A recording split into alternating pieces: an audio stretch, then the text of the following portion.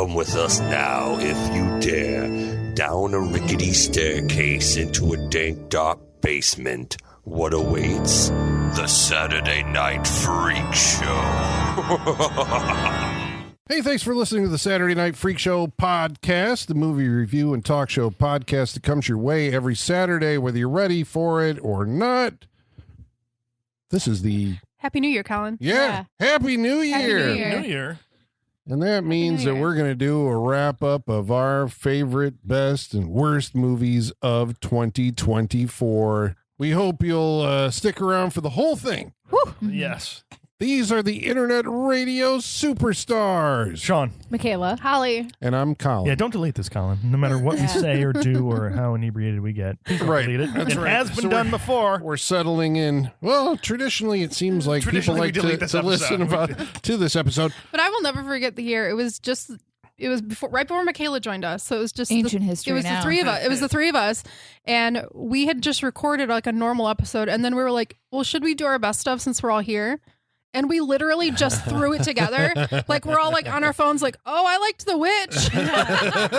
Fast forward to 8 years later, and off mic, we were just talking about how we were cramming for this like it's finals. I was going to say 8 years later, and I'm still going to be like, The Witch. Yeah. Right? That was one of them, right? Something. I almost was just like, because I got the No Country for Old Men Criterion 4K. I was like, this is going on the list again for this year. Yeah. Like, I hope you guys don't mind. One of the best really movies good. of all time, maybe. But, Oh my God. Yeah. Let's not forget our national nightmare is over. We are free from the Speak No Evil trailer. It can never hurt us again, guys. We did it. Did any of you guys see it? Fuck no. I saw it. Well, you inflicted that on yourself because No, it wasn't a bad movie. No, I don't. Right. It's not the movie. Yeah, it's that we saw the trailer for a year leading up to the release of that movie. My question. I assume it's not on your top. No. Okay.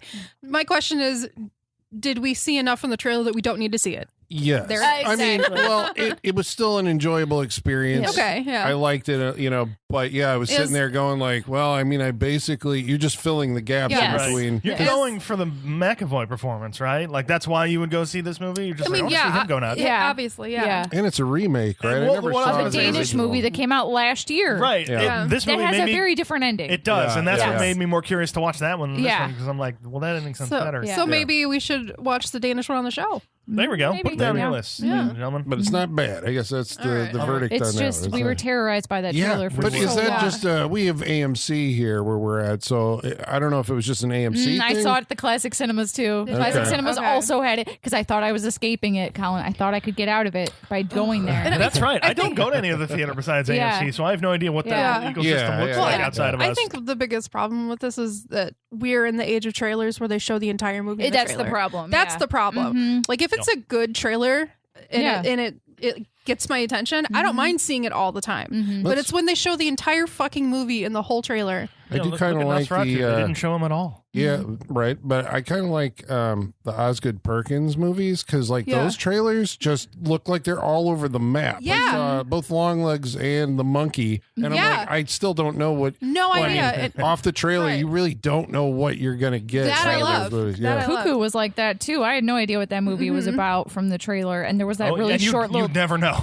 We'll get to that, yeah. And there was like a really short teaser where it was just Hunter Schafer, Dan Stevens, and then the title card, and that was it. Like, and that was brilliant. Brilliant. I think they even did one where it's just like, what's her name? Hunter Schafer. Hunter Schafer riding on the bike. Yeah. With the with lady the running behind her. Just like cut. Yeah. I'm just like, I'm seeing that. Yeah, exactly. That was That's how you do it. fantastic. Did you guys all see that? Yes. Yeah, I liked it. It was good. It was very weird, and Dan Stevens, just keep doing your accents, I love Dan man. Stevens. What a year Keep for being Dan weird. Stevens. He's so fantastic. Yeah, because he was in He's one of got the more coming worst up. movies of the year, too. That was Godzilla versus X-Con. He was also in Abigail.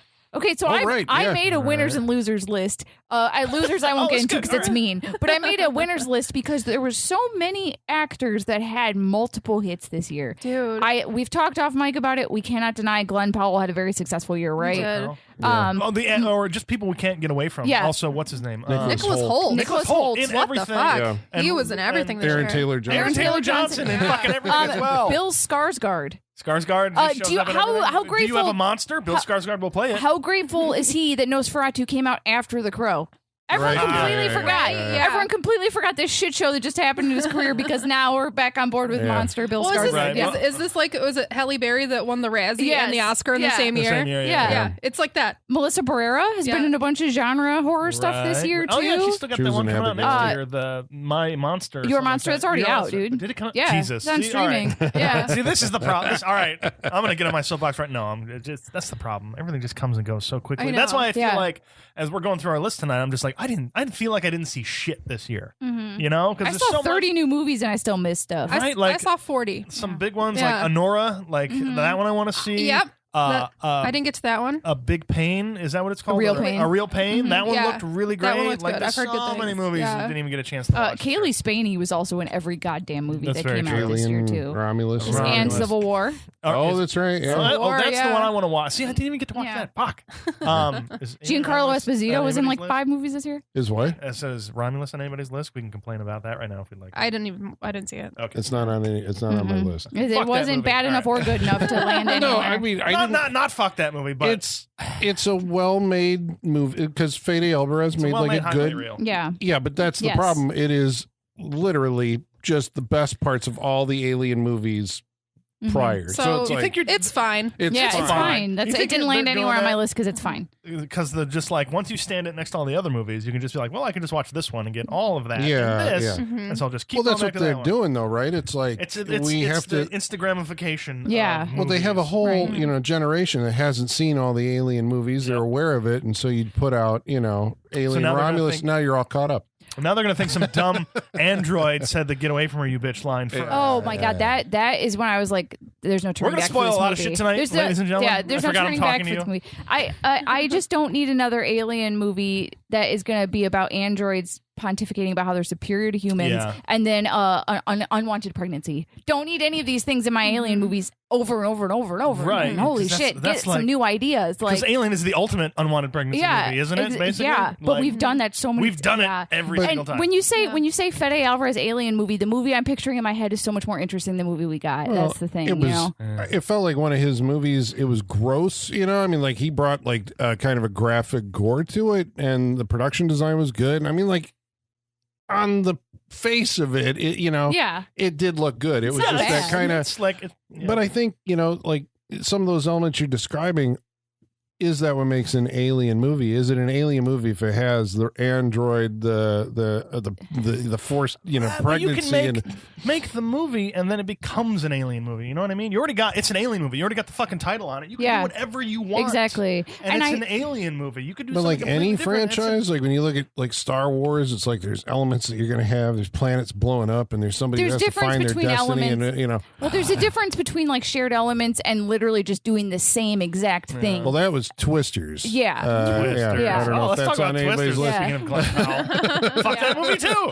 Well, it's just so many movies. I guess I've reached a point in my life, and you guys may be there too, that now you go to see movies, and all you are is reminded of a movie you saw 30 years ago. Yeah. Yep. It's like, oh, it's that movie again. It sucks, doesn't it? Yeah, it I wish does. I could have fresher eyes for these things. And But you know forget it's shit. bad when people that are not like us notice that too. Yeah. Because like we always watch They movies can- that way, they but can when other watch people it. notice, it's like, oh, it's really bad. Then. Well, maybe that means Yeah. there's hope they're actually watching these movies on streaming or something like that. When somebody says, yeah, you should watch like Aliens, Right. they actually go watch Aliens.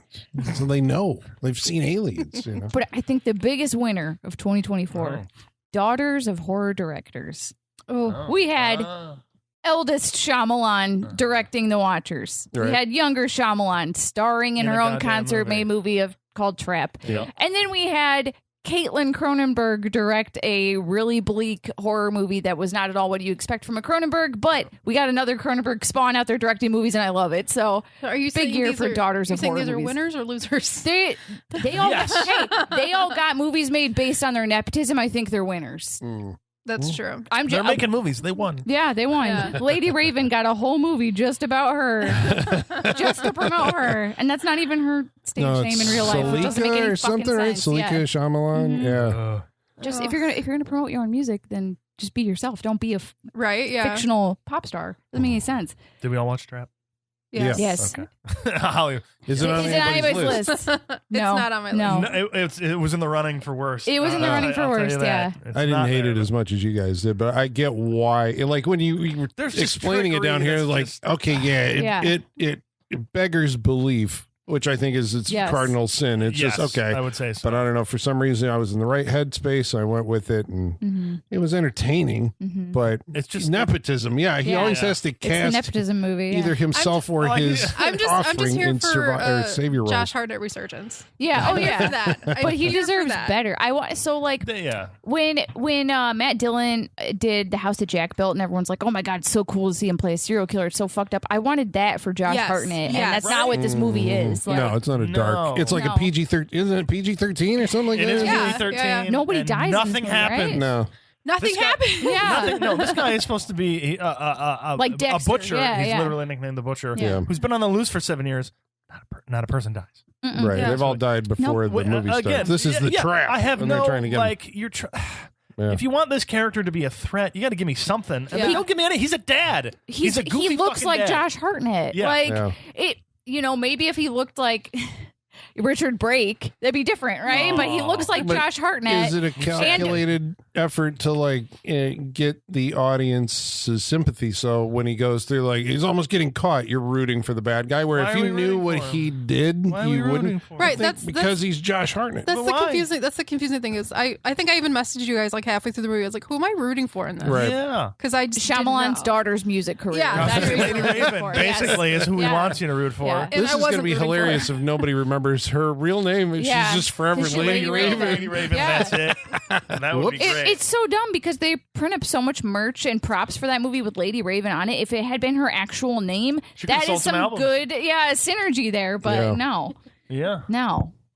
Well, I guess we're going to do... and now on to movies that are actually on the list. Yeah.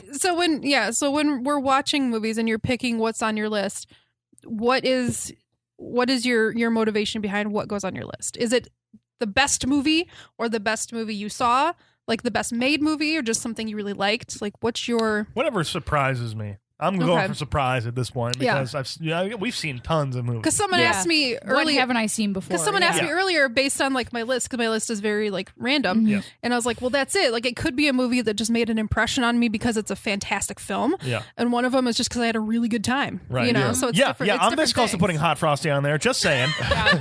Sean really. Because I was just like, it's different. It's too bad we didn't get to that earlier, so listeners could have requested for Listener Request Month, because I feel like Sean really wants to get a Hot Frosty out of his system on the pod. I'm still waiting to do Zola on this show. Zola. Well, I guess that's what you all. But we are saying this. These are not objectively the best movies. These are our favorite movies. These could be shit movies based on. I think my answer to your question is these are the favorite experiences that I had this year. It could be a different reason for each movie. Right. Yeah.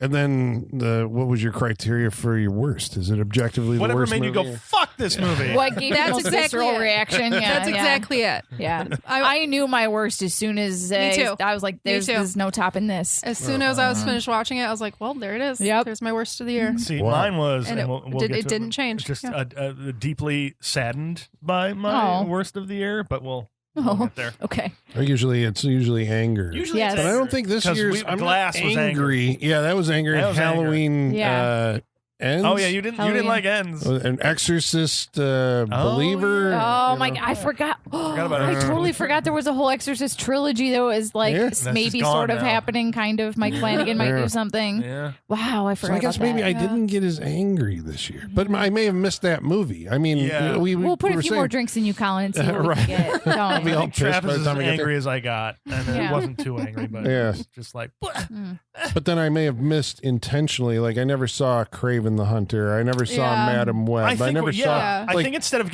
seeing him and getting angry, I think I'm just skipping them all together. Yeah. Even if maybe I'm not giving something a chance, that you find something you love out of all that shit. Yeah. You went on the advice of people telling you it was like universally bad. Yeah, especially all those Spider-Man adjacent movies. We get the villain, but no Spider-Man. Like, why? Why? Yeah. You have nothing else, Sony. We had 3 of those in 1 year. No, I didn't. Not the latest one. The No, latest I skipped Venom. it. Yeah. I skipped it because I hated the last one. Yeah, it's it was really there's bad. no way I you're gonna got, get me. yeah, right. I got it with the first one. I'm like the interplay Yeah. and all that stuff. Yeah. It's like, Yeah. I don't see this as being any different. Plus, just more, symbiotes show up, and that's it. That's their bad guys. They It's happened more in of the the last good guy, one. right? And that's what they keep doing. So I saw all of that. I'm just like, I don't. Like, Yeah. We're just doing literally the same things. So Okay. if we we had, have Venom Horse. That's our new thing. Yeah. have we had 3 Spider-Man adjacent movies in 1 year? No. Yeah, God, because this Craven, Madam Web, Madam Craven Web, Hunter, and- and Venom Last Dance. Jesus. Jesus Yeah. Christ. That's too many. Oh boy, yeah. Even that's- Marvel was just like, we're going to release one this year and just kind of let Yeah. that Yeah. simmer with people. But these are all like, and they don't have Spider-Man in them. Yeah. which Wait, is so the problem. Spider-Man across that was last year. Yeah. Yeah, because we picked that I think for so. yeah. Oh, for Spider-Verse? Yeah, Yeah, Spider-Verse. yeah, Oh That's a shit, that good was one. last year. Huh? Yeah. Last year? Right? Mm-hmm. Last year? I think so. 2 years ago. Last year? Last year? It was last year. Okay. Wait, the second one? We all have Yeah. this power. Yeah. to The look second this one I think up, was last year. and we Yeah, choose not okay. to. All right, so shall it we was last year. So, shall we so we jump begin? into it. Oh, Let's do it. actually I should have brought a notepad down here so I can write down what you guys are choosing. I mean, I have mine written down. I can screenshot my Okay. notes and There's stuff. I was going to say, there's Here a we go. pen in the back Oh, of the oh, paper. never mind. Right on the That'll be back of fine. Igor just brought a stone tablet for you to carve into. I meant to bring that down earlier. I am totally Oh, there's my Evan unprepared. Trayborn from our butterfly effect diagram. Event reborn. Event Reborn. All right, so where I was going to say, are are we? you love going to that find still lists from the exists, past be year? hilarious. That would be Yeah. very funny if you Oh, found God. just all of our best ofs and worst ofs. Oh, we got Holly's Oh, Oh, the script for the AMC AMC ad is down opening here. for- Oh, Yeah. yeah, we did the Who- opening. someone wrote that for us. Who was Yeah. it? I don't remember. Oh, yeah, I thought someone you did. No, I didn't write it. I just recited it. Oh, Yeah. okay. Yeah. Yeah. So one of our listeners wrote it for us. Yes, thank you, whoever you were. Yeah, We- I don't it's remember been who it so was, long. but it was brilliant. I really practiced my Nicole Kidman for that too. How is she in Baby Girl? Oh, maybe we'll talk about it. I don't know. Yeah. All right. So we're gonna start with our number 5 pick. We're starting with 5 and working our way up to the best movie of the year. Then we'll give you the worst movie of the year. We're gonna Michaela! start. Yep. Kick us Number off. 5. Okay, Number number five. 5. My number 5. Man, I feel like number 5 was the toughest spot because you're either on the podium or you're not, right? Yeah. So my number 5 even surprised me. Last Stop in Yuma County is my Okay. number 5. I haven't of the seen year. this yet, even though you've recommended it multiple times. Yes. I think I told everyone about it, and I have not seen it. Yeah. I'm excited. It's good. This is one of my honorable mentions because I knew you were going to Yeah, talk yeah, about exactly. Yes, yeah. it. It was so Because exciting. I love Don't Jim spoil it, 'cause I Cummings. I still can't very not much wanna put Jim watch this. Cummings on the list. Right? I love that man. No, I came across it because I was like, what is Jim Cummings doing? So and I saw, oh my God, he had a movie come out this year. Holy shit. And then I saw the rest of the cast, which was Jim Cummings, Faison Love, Jocelyn Donahue, who's like a Ty West regular, House of the Devil, Richard yeah. Brake, Boo. Okay. and Alex Esso, and a bunch of Right. other like character Starry actors you would eyes. Richard Brake, recognize who's from everything. perfectly Right. This I was is- going to say, if you use him right, that's fine. I think this is my perfect. favorite role I've ever seen him in. Okay. Which isn't saying much because I hate most of his Well, roles. he was but, in yeah. Barbarian, wasn't he? Yeah, that Or was his best that was one the up best until one this. until Well this. used. He Yeah. has a lot more to do in this though. Yeah. But yeah, he's used perfectly. Mhm. And so the premise is it's the 70s. Picture it. We're in the deserts Oh, of it's the Arizona. 70s? It's Ooh, in the nice, okay. 70s. Jim Cummings. No, is this not the best casting you've ever heard? Is a 70s traveling knife salesman. Okay. And he pulls into a gas station. Like set of steak knives kind Yes, of guy. yes, Okay. Yeah, I love yes. it. I can see. Is I this can, not perfect for him, right? right? Because I can see the pitch. no. I can see the pitch didn't make the sale freak out in the car. Yes, exactly. Basically. Yes. And while she's describing this is a very Coen Brothers feeling yes, movie. it very lovely. much so I should've watched this. picture that flavor. I Okay. need Jim Cummings in a Coen Brothers movie. Yeah. Oh God, I That'd be need good. that. With a mustache. I don't know why. But with a Yeah, mustache. yes. He pulls into a gas station that is the last stop in Yuma County, the next, which gets said what 5 Yeah. times in the movie. Yeah, it's the last stop Yeah. for 100 miles. Next gas station is Yeah, 100 so miles. I know this place. So yeah, Yeah. if you're gonna get gas, now's Yep. the time to do it. Utah, Faison- I'm guessing. No, Arizona. Arizona. Faison Love runs the gas station, and they're waiting for the semi truck to come bring the gas. Right. So everybody that stops at this gas station is stuck at the gas station combination diner because they're all waiting for the truck with the gas to come. So it's like a bottle movie that all takes place in this diner. Very tense. Things escalate. Because I don't know how much I should say. I know, but, I know. At one point, there is this couple that is involved with a bank robbery that shows up at the diner, and then other people are picking up on the fact that that car matches the description, and they robbed the bank. So it's who's going to double cross who kind of thing. But And Do like, when's the knives come gas into going to play? get in here? When's the gas going to get here? Because we're all just sitting at this diner killing time. And it's getting really uncomfortable. Loved it. It went places I did not expect. Made for less than $1 million, which is incredible to me because it has like good character actors in it. Really and they good, all get their moment to They do really something do. cool. Jim Cummings, obviously, started the show doing his thing. Love it. Perfect for him. I think he's also a producer on it. This is exactly the type of role I want to see him in. I can't get enough of that guy ever since Wolf of Snow Hollow.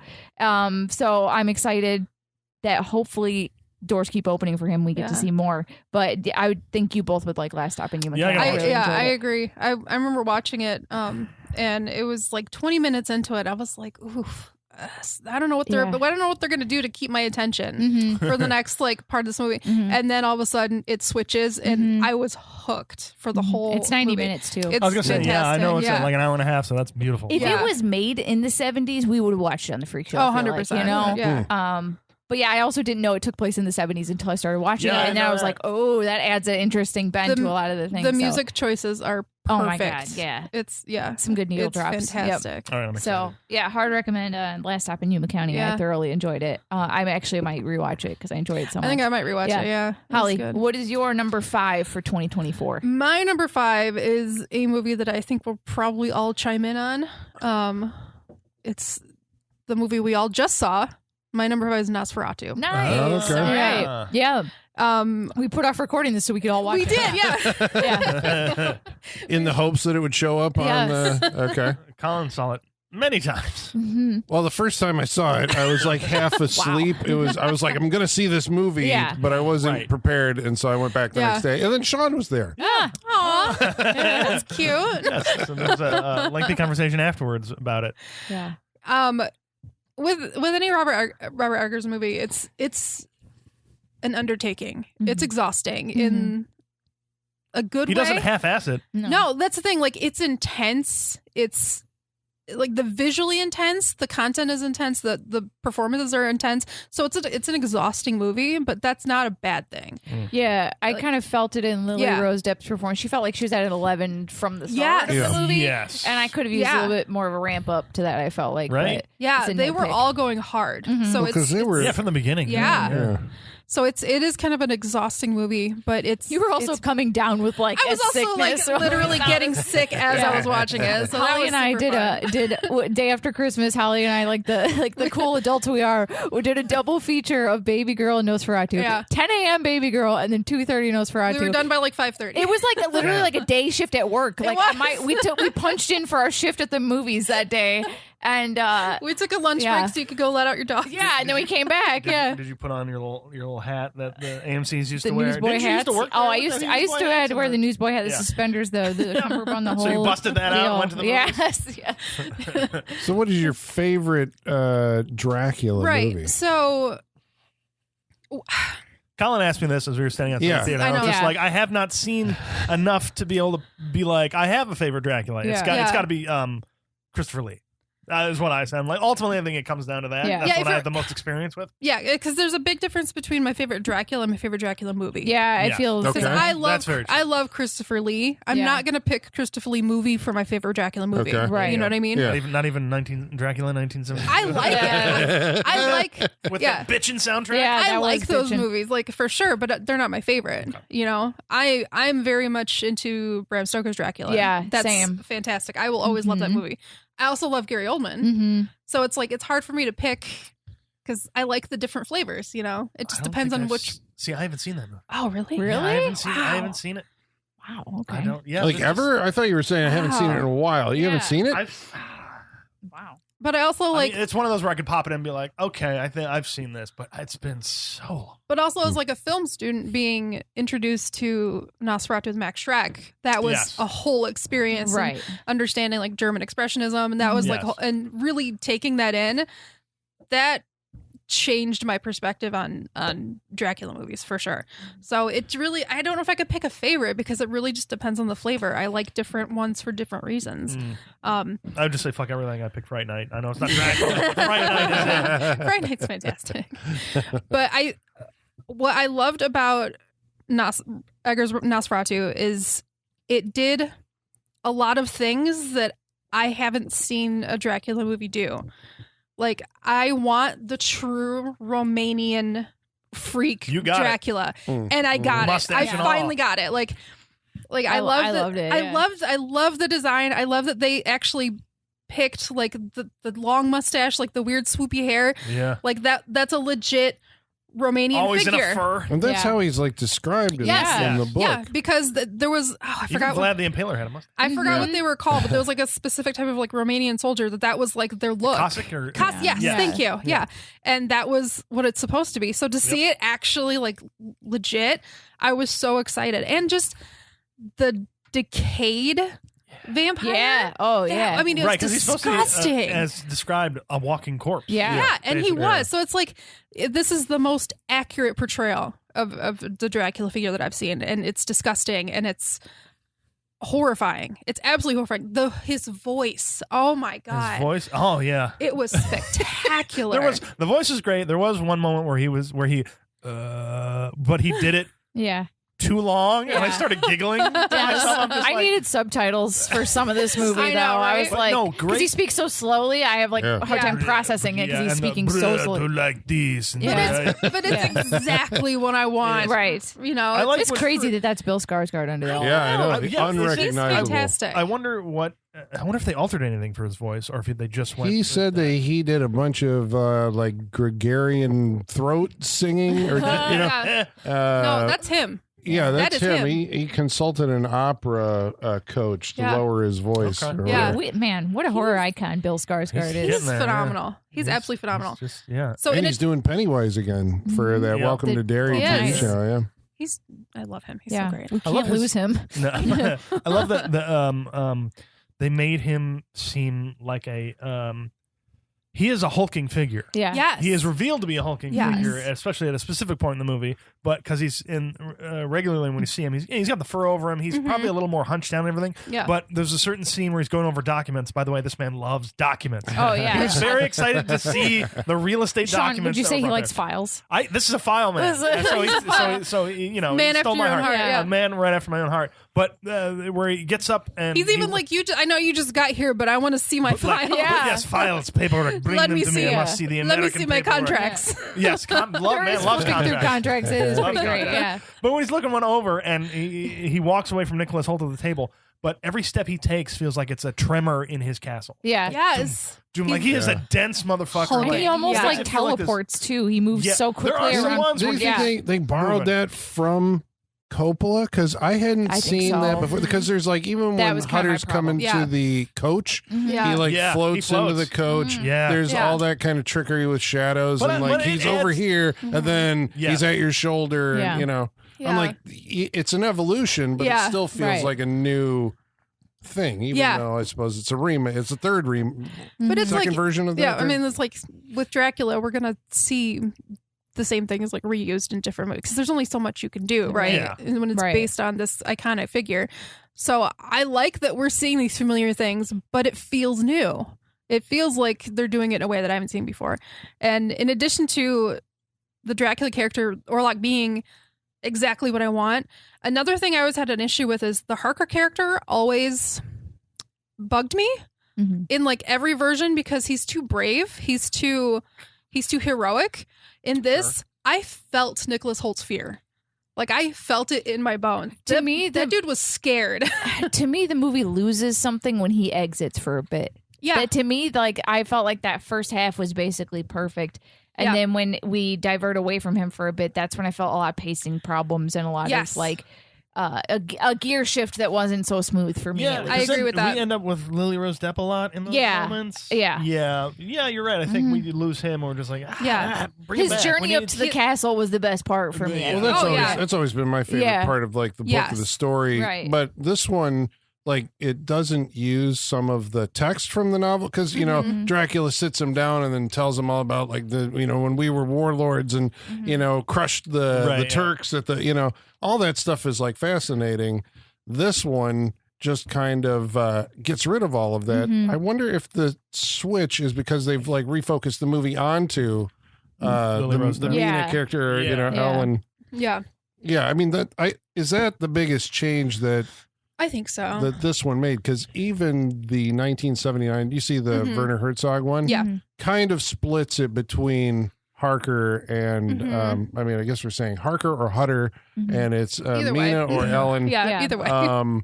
But it kind of splits the focus. Like, she becomes more prominent after he's out of the picture. This one, it's like her, like, she beckons the vampire to come to her. No, not intentionally, right? It's like she's depressed, and as a teen, she calls out to the spirit realm to like bring something to her, and he's the one who answers. Yeah, she woke up like this, right? Like, that's the start of the movie. Yeah, which I really loved. I loved this. I thought this was really cool. Well, and they made Orlok like he was a wizard or something, or a warlock when he was alive, and was into the occult before he was turned into a vampire. I think that's new to this one too. I think so too. But again, I really liked it. I thought that was a cool twist on the story. I like that he drinks from people's hearts. Yeah, straight from the chest. I like that when we do something a little different. I mean, that may have been in the book, or I don't know, but just going straight for it, and just the sound. He is gulping blood from. I think that's like the folklore vampire. That you know, there's woodcuts and stuff like that, which I think they even use in the movie of you know, vampires, you know, sitting on your chest and sucking blood on you. Yeah.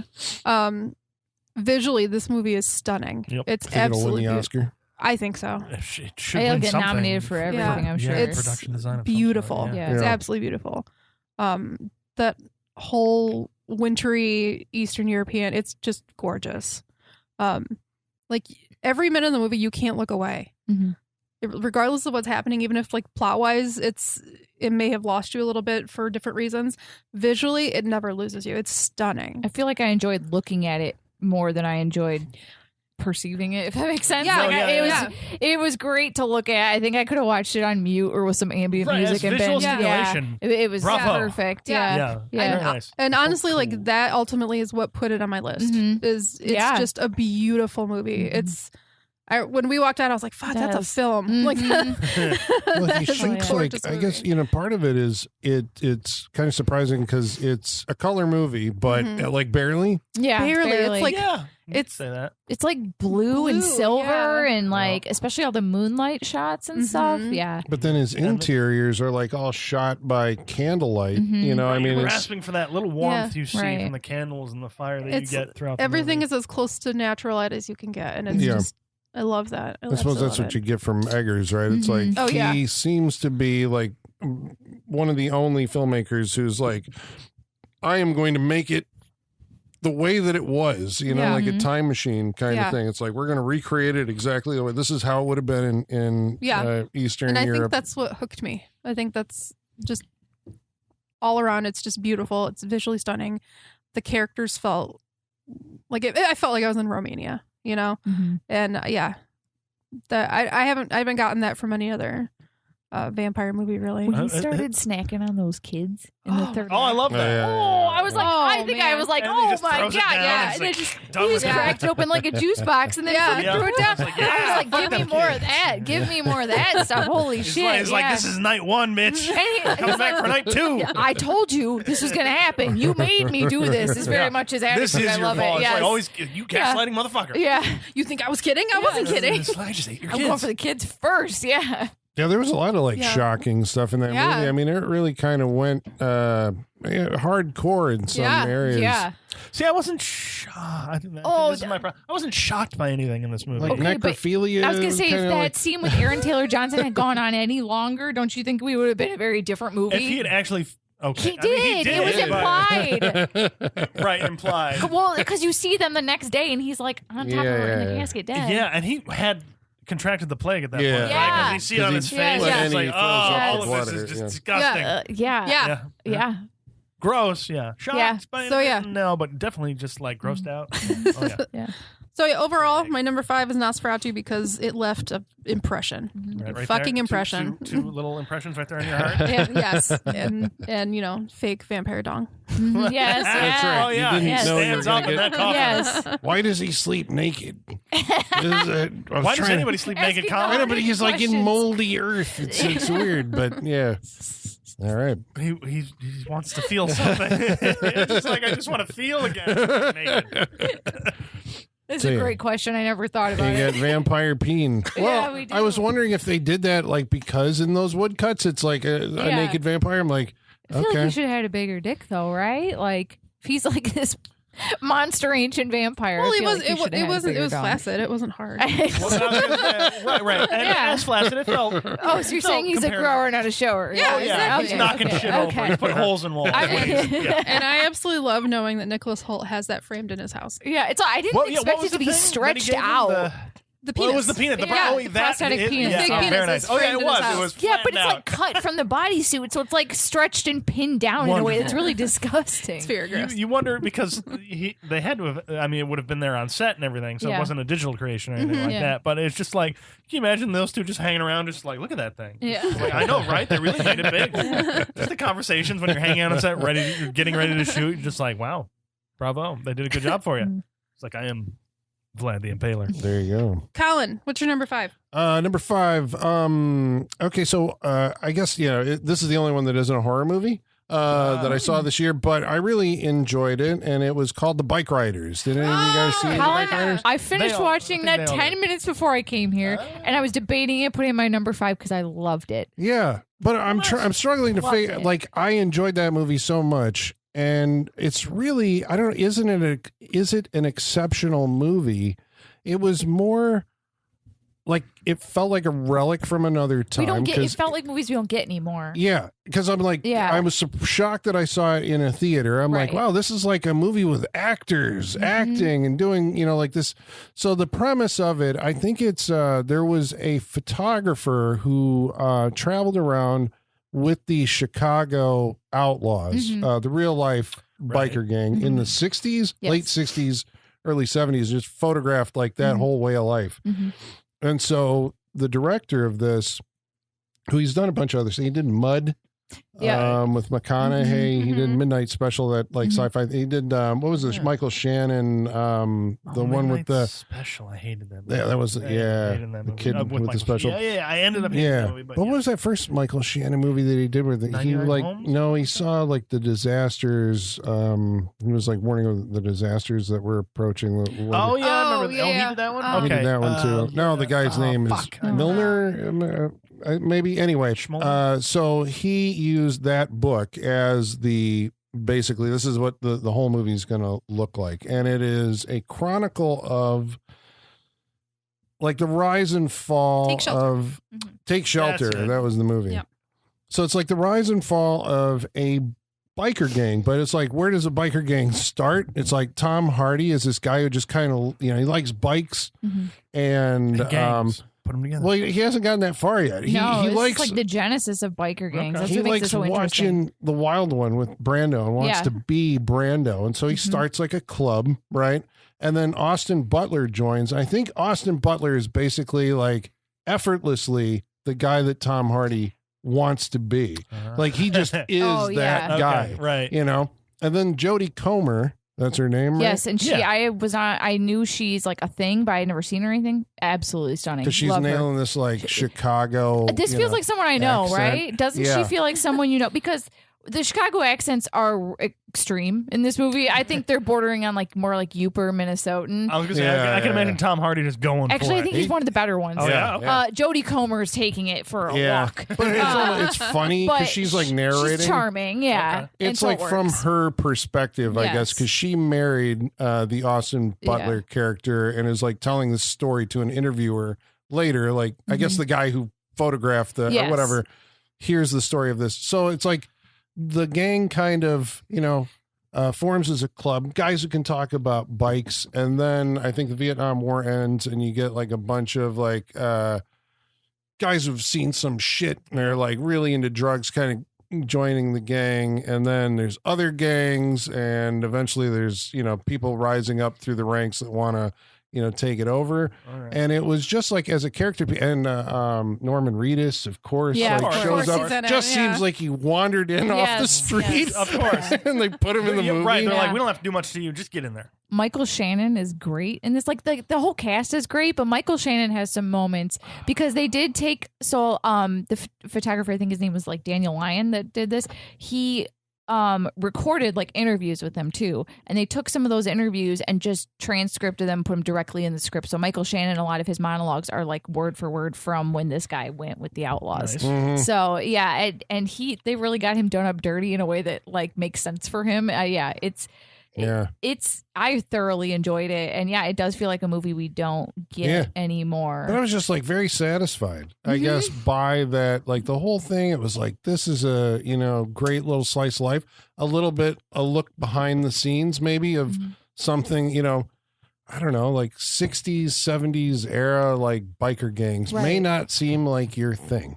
But I mean, I guess I would advise you, just based on the quality of this movie, like you might want to check this out, because it was, a good, satisfying. Yeah, it was because when I sat there and I thought, like, even when I saw it, I'm like, this is like one of the better movies I've seen this year. I mean, since going to the movies, I saw movies that would surpass it, but at that moment, I was like, this is one of the better movies that I've seen this year. And I know it didn't perform very well at the box office. Yeah, I think it's been streaming for a while. It didn't get a huge marketing push, I feel like. No, it felt like like they were dumping it off into, it's like, well, this one's going to streaming and we'll give it a, brief theatrical run. But yeah, just that kind of camaraderie of people on the fringes of society that are often, you just don't usually look at them. And now it's like, okay, you're actually going to spend some time hanging out with these people. I like how they showed affection between each other in this relationship. I thought the way the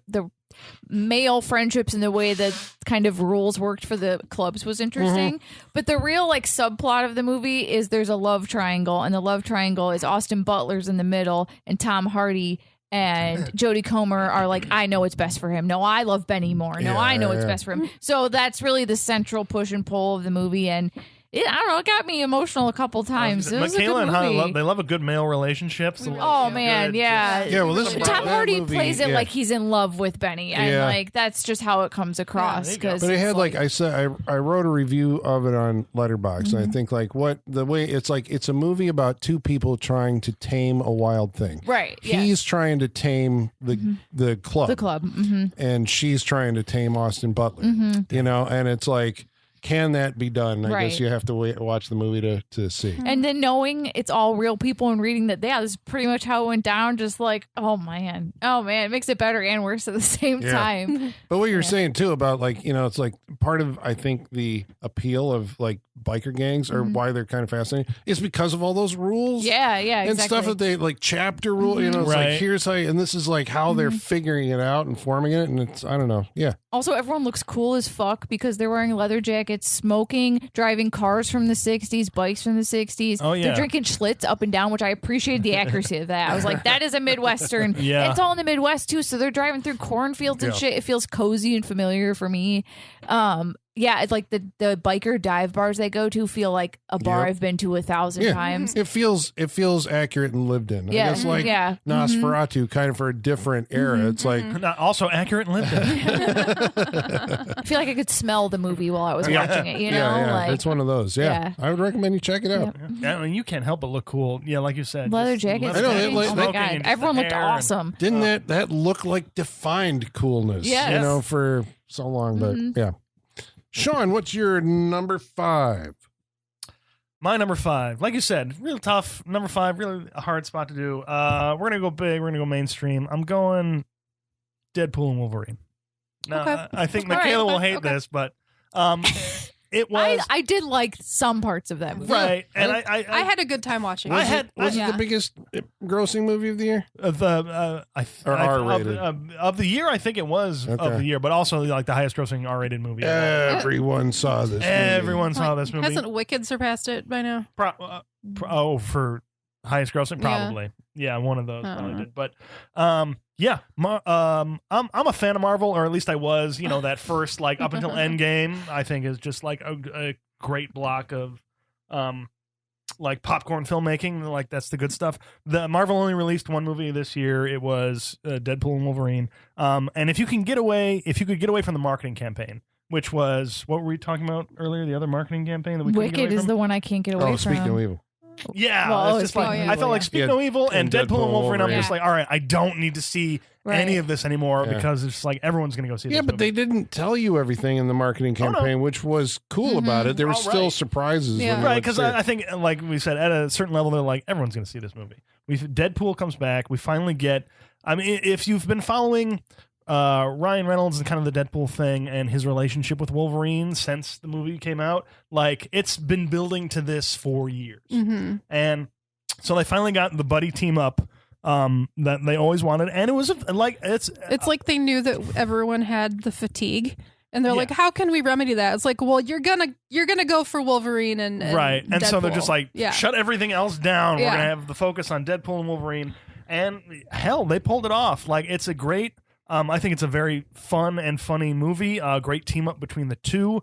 I think everyone loved seeing Hugh Jackman come back as Wolverine because he is the Wolverine. He's been finally doing it in the blue and yellow suit. Finally, I mean, everyone finally got the suit. They got the mask. Like the movie kind of gives. They got the poses. They do. It gives all the nerds everything they ever wanted, pretty much. Plus cameos. Probably the most fun part. That was about my favorite part. Yeah. As soon as that stopped, great. I was like, I'm out of this. Gratuitous cameos, So many and cameos. also just like stuff that's been building up for years. Gambit. I had to look that up. I didn't know. I missed all the Channing stories Tatum of the as pre- Gambit. Channing Tatum as Yeah. Gambit. Yeah, trying That was a for big so deal. long to get to be that part and to get that movie made and just never happening. Weren't they going to make it at one point? Like They he were. had his cast and it was Oh, like yeah. ready to go. And then, And then what's his name from Friday Night Lights? Taylor got Kitsch. It. Taylor Kitsch got it in the X-Men Origins Wolverine, one of the worst movies. You will It was Yeah. absolutely just terrible. absolutely horrible. Yeah. I don't know how they released that with those unfinished effects. That's a story for another day. But like Channing Tatum as Gambit is fucking great. Like I hope he ends up coming up in more things, and they not his own movie because there's certain characters like the Hulk don't give them their own movie. You sprinkle them in, you know, you have fun with them. But just like a fun movie. I mean, they're doing some things that it's Marvel. They're doing some things that we've all seen before, and if you've seen a Marvel movie, this is going to be very familiar too. But I mean, the cameos did a lot. Chris Evans comes back, but as a different just so much fun.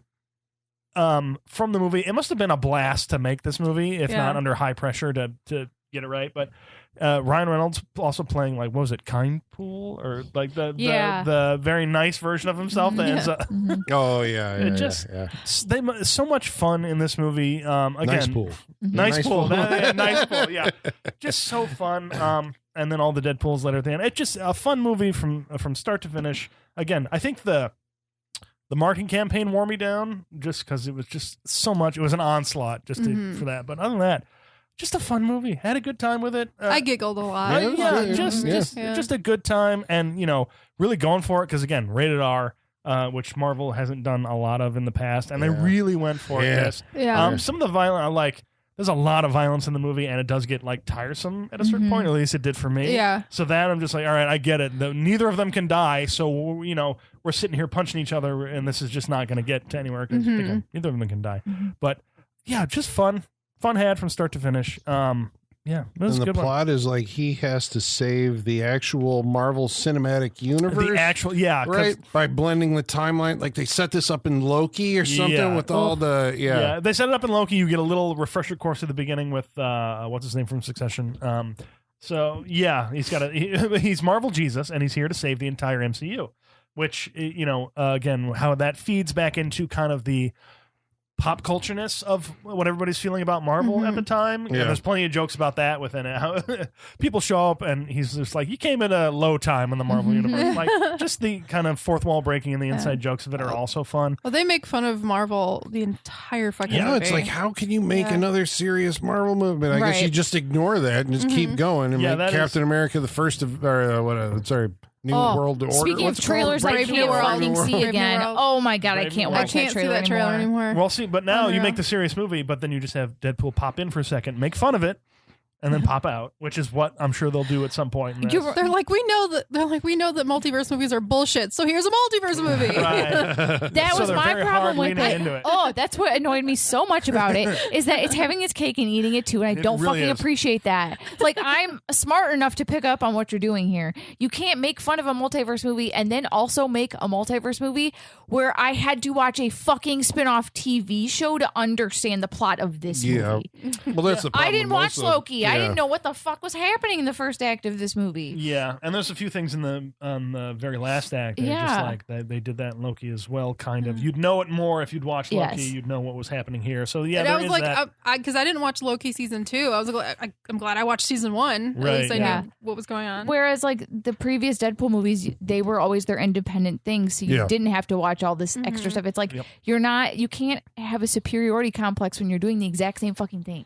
Like, Yeah, it's I just- do hate that about Marvel. That, like, I mean, I'm okay with, if you want to make TV shows and people watch them, that's great. But the fact that they're like referenced then in the movies, it's like if you make the movies interconnected, but That's one you thing. don't have major things happening in TV shows that now relate to like the plot of this Right, movie. Right. Yeah, there's a problem. I mean, I get it because I saw it, but I understand Michaela's position there. Yeah. It's like, Don't make me do homework. yeah. Yeah. Because that happened with Doctor Strange and the Multiverse of Madness, right? There's this whole thing about Yeah. Scarlet Witch. You had to watch You had to watch WandaVision WandaVision. Yeah, I had to watch Yeah. one to even know what the. Otherwise, you'd be like, "Is this the same character? Like, what the Right, yeah. hell?" Yeah, what happened to her? Yeah, very Yep. true. Yep. So a little complicated, but still comes out. I think. I don't want prereqs for my movies. But it still came out pretty decent. So Deadpool and Wolverine is my number 5 a good for time. the year. Good time. A good time was had. Michaela, number 4. Number 4. My number 4 is Late Night with the Devil. Michaela, that is I- my number 4. Okay, all right, Sean, we'll tackle this Finished it together then. 20 minutes before I came here Is tonight. it? Okay, good, because I've been telling you to watch it since I know. Okay, I came to it like 4 months after it came out, so I was late Right. to it, and then it trickled down to you. And I watched it today. Yes. I think I was the first one to watch it, which Yeah. never In the happened. theaters. Right, I think. Oh yeah, On- you did. yeah, you I did. went to Yeah. see it. Okay. Damn it. Another tall, wiry, dark-haired man I loved this year, David Das Malchin. Was Yeah. Yeah. Yeah. Oh my Well, god, he's I been love like him. horror. Like he's been He's a creeping horror around. icon. Yeah, because Yeah. what was? He's been on Svengoolie a bunch of times. Yeah.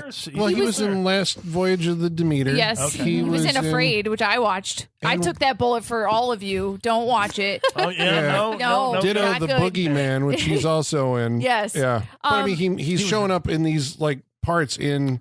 He was Right. in the Suicide Squad. Yep, too, right? and he's I mean, he was also- in The Dark Ant-Man. Knight. He He was was like in the Baba Dark Yaga. Knight, Yeah. Dark Knight, yeah. But he also like has some sort of deal with Shudder where he hosts a lot of things for Shudder. Yes. He was a guest judge on Dragula this season. Yep. He He's been shows on up Joe Bob everywhere, Briggs, and I yeah. He was love an it. ant. He was an Ant-Man too. Yeah, Baba Yaga. We love him. Baba Yaga.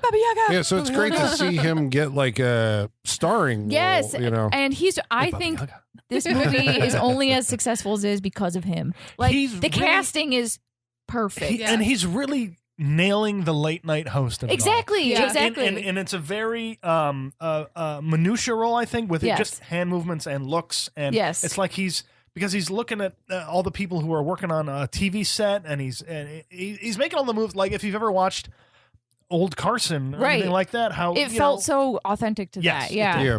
But the opposite of that would be like Robert De Niro and Yes. Joker. Yes, right? Where exactly. He Exactly. didn't feel at all. Yeah, like it No. didn't feel like a thing. He this could host. feels like this guy That could have felt like been Robert De Niro. Yeah. Yeah, Yeah. and I was Yeah, yeah. like, Jack Delroy feels like someone that like I would watch and my parents would be Right. watching Carson, right? Right, Like that's right what it felt name. like. The Yeah. first like 5 minutes are that highlight reel of his whole thing. And, Oh, I loved it. And what's the Travis always used to talk about this? The place where they Yeah, all it go was with the owlheads and the, Grove. Oh, Bohemian Grove. Bohemian Yeah, Grove. yeah. yeah, and how he's all part of Yeah. that and everything. Yeah, I'm because just they even I get like this. Moloch, the It- demon yeah. that he may It have was made a like- pact with or Right? whatever. Yeah, and- yeah. You know, like it was like a VH1 Behind the Music episode at the front of this movie about David Das Malchin's career. Yep. And because there was even, and then it all came crashing down part. But Yeah, the way they put it together, like they had to Yeah. have gotten one of those editors from the shows. Like, Right. we need you. Do this.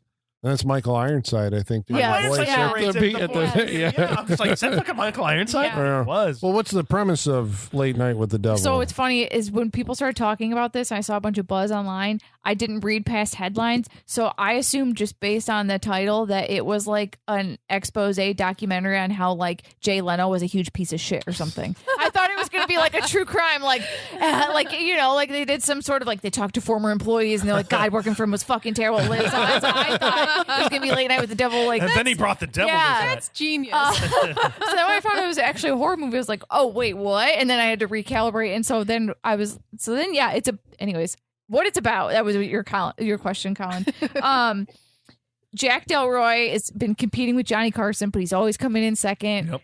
So he decides to have on this member of a satanic cult, and she's going to commune with the devil on their late night programming, which is what, Night Owls is what it's called? Yeah. Oh, yeah, Night Owls. Yeah. On the Halloween episode. On Halloween. Jack Delroy's Live just a great broadcast. name. Yes, it is. it's so good. They really nailed the aesthetic of this whole thing. They just fucking nailed it. It's a cozy movie. I find it to be cozy to watch. It's got that, the nostalgia. You're just like, I know. I fell asleep to this show multiple times when I was a kid, basically. I gotta knock it though, because it did use AI to generate some on-screen graphics. How do you know that though? That's when you watch the movie, you would never know this. You're saying it's an ethical concern. It's an ethical concern because there was some databases that AI use for learning leaked all of their keywords and sources they pulled from. So there was lots of artists on Instagram being like, look, my name is on this list of my content is literally being fed to this program. Yeah, we don't like that. Yeah, and if you look at it, it looks like things you've scrolled past on Instagram before, probably because it did take from an amalgamation of artists online and then make it's like interstitials or something that come up before commercial breaks. They have like these still images. Oh, is that yes. okay? Yeah. Well, and that's unfortunate because it wouldn't cost very much to pay an artist to draw. Yeah. No, not at all. I know that's why you're like, what the? Yeah, but I guess they were just looking for like, what would it look like in the style of? Right. And then they said they altered it after if they did or no, but whatever. So I know it's been like a big. That conversation has been like attached to this movie. Okay. And like when I saw it, I'm like, what are you guys even talking about? But it's because it's a slippery slope, man. Yeah. Slippery slope. Damn, and I like those too. Fuck. I know.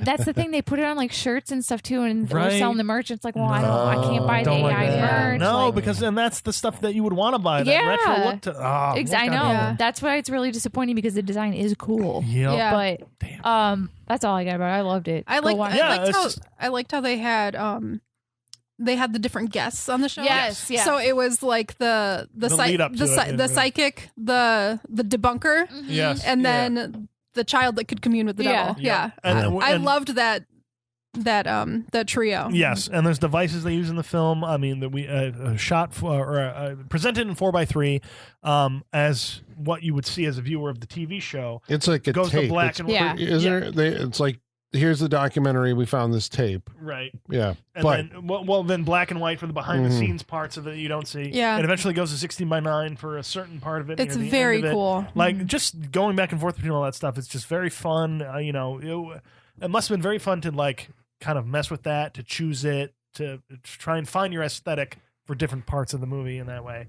It just, it looked really good, felt really nice. Yeah. It's like sometimes you figure that, pulling that off, because it's, presented as like a live broadcast. And so it's people performing in front of a camera without like really a lot of like cuts or breaks. So the performances start to feel a little maybe artificial, which I think is like one of the, it's like the hazard of that. But like overall, I guess that's what we're saying. It's like it does find a way to elaborate that setup into like an hour and a half movie because there's characters have other things that have happened in their past. Delroy's got like something else that, had happened to him that's weighing on his mind. It's like, there's accidents happening that keep it kind of going for the full.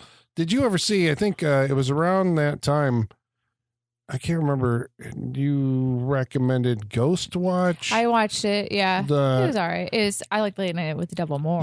But it's kind of similar. If you haven't seen Late Night with the Devil, then, it's, Ghost Watch did a faux like TV talk show, gonna do like an exorcism or something like that, Yeah, it was So that's Michaela my and number Sean's 4. number 4. Yes. Oh my God, what does this mean? We're gonna have to jump over you when we come back. Okay, that's number 4. I'm very glad that you guys picked that because it was one of my honorable mentions. It was mine too. And I was like, I know someone's gonna pick this, so we'll still talk about it. So it was an honorable mention for me. There we go. So my number 4 Michaela, we may just have the same list going forward. I know. I wonder if we're going to. I'm going to say it, and then you're like, "That's my two," and then we're going to go for it. We're not going to talk for the rest of the show. I know. I cannot believe there are 2 sequels on my list. Wow. 2. The first one, my number 4 pick is Smile 2. That was one of my time movies that I'm not allowed to say, but Smile 2. I loved this movie. I had such a good time with it. And I think we all had the same fear going into it. We all loved the first one. And we're like, what are they going to do with a sequel? Like, do we need a sequel to this movie? I was not on board. It blew my mind. It was you can get iffy with a sequel. You never know what you're going to get in a sequel. I think they made Smile so Smile 2 could run. Yeah, Smile walked because they knew. I mean, they made it so Kyle Gallner could run. Yeah. Right into a truck. Smashed on the road. Kyle Gallner, horror icon of the year, maybe, right? Maybe. This year, he's got like I mean, he this year's he been was in popping off though. Was The Haunting of in Connecticut. He was A Haunting in Connecticut. He was a Nightmare on Elm Street remake. Jennifer's Body. Smile, obviously. And Scream. Scream, yep. So like he's been in a you recognize his king, yeah. Right? Yeah. Mm-hmm. Was he in a Flanagan? Oh, I hope he deserves to be in a Flanagan thing. I follow him on Instagram. He's a very wholesome follow, and he just posted like an end of the year thank you. And he said that he's like, I've been doing this for 20 years, but this year is the first time that like I've been asked for by name for specific parts. So like he's really, and he was like talking about how it's all because of horror fans and stuff like that. And I was like, yeah. I keep picturing him in House of Usher. He's also in something else that we can't quite mention yet. Okay. Right. That's why I'm saying he's having a year. We'll get to having a year. Yeah. That's why it's like he's a. What? Was he in a Flanagan? Oh, was he in House of Usher? No, but there's a connection. He was in another Netflix show. That's what I'm thinking. Okay. Anyway, but he's not even a major part of this movie. But he was in the last one. He was in Smile. He was in Smile. Yeah. But I mean, there was also a lot of marketing stuff with what's his name, Nicholson. Yeah, Jack Nicholson's kid. Yeah, Ray Nicholson. Yeah, he like had his own poster. He was. There was a lot of marketing for this kid. I mean, just because of the smile, right? Like obviously, it's the shining smile. Yeah. But he ends up playing a very just like role in this. Yeah. In this one, you're just like, oh. I fucking loved this movie. It was shocking. Like there was so many scenes that played their tricks very well. Very well. It was. So Holly and I, like half the movies I've been lucky enough to see with you this year. We saw a lot of stuff this year. We did see a lot of and most of them were good. But this one, I think you and I reacted the most. I think so. Like we were gasping. We were like, we were traumatized by this movie a little bit at certain points. But it gets intense. And we kind of went into it just both being like, I mean, we kind of already know what it like. You know how it's going to end. You know how it's going to end. Right. But the journey to get there is still great. Right. So, and like how many movies have we seen with like the following monster? Yeah, like, exactly. We've seen it so many times. We've seen it recently. We've talked about it on the show recently. Yep. And we're like, what are they going to do that's new? And somehow they still did things that scared me, that shocked me, that just blew my mind. This, like, I had visceral reactions to this movie. Yep. It was intense. And what's her name? The actress? Naomi Scott. She's fantastic. She's the Lady Raven we deserved. Yeah. I know that's what's ironic about it. Like all the promotional materials, you're like, well, there's 2 horror movies about like big concert stuff coming out. And she was. There was Trap and there was Smile too. Yeah. Smile 2's the winner. We'll take Smile 2. Yeah. Jasmine and she was Jasmine in the live action Aladdin. We talked about this off mic. We got to talk about it. We realized that this woman is finally getting the attention she deserves after the worst series of false starts. Yes. She was the Pink Ranger in the Power Rangers movie. She was one of the Charlie's Angels in the Charlie's Angels remake. A bad movie. She was Jasmine in Aladdin. Didn't see it. Still not a household name after being a Disney princess, a Disney princess, a Charlie's Angel, and a Power Ranger. Come on, this poor woman. I know, princess, a Power Ranger, and an angel. This role is like, I mean, for an actress, taxing. I thought like, very demanding because she's in every scene. Every scene at some form of like emotional breaking point. Yes. And the fact that like, I guess this is the other thing about the movie, right? It's like we're saying it's Smile, but it's been grafted onto like the world of pop music. Yeah, she's a pop superstar. star. Entertainer, Yeah. So she's like a Lady Gaga type going on tour, right? And so that means that Naomi Scott, who we know can sing, I guess, then has to perform her songs, learn choreography, for this like, for full like, concert thing that she's doing, but also emoting for a horror movie. Yeah, so like that's I'm intense. in the morning she comes in and like learns her or records and then and learns the choreography and then goes to lunch and then goes and starts screaming her head off in some kind of emotionally ringing scene. Yeah, intense. This movie doesn't work if you can't empathize with her. Because she's in every scene, and it is solely about like these bad things happening to her. But that actress just sells it, man. She's so good. She's an actress. She's likable, and so even though she's like a pop star, and I mean, frankly, most of us don't have much sympathy for. Well, I found myself that type of celebrity in ways I had not before. Yeah, too, exactly. But that's the thing. Like they kind of set her up like she was a narcissistic, self-absorbed pop star prior to the start of the movie. Yeah. And then there's a tragedy, right? Somebody's killed, she survives, and then this is like the comeback to her. So she's carrying all that baggage even before there's and the smile a smile demon on her. Like, let us humanize her a little bit. And then we're also going to haunt her.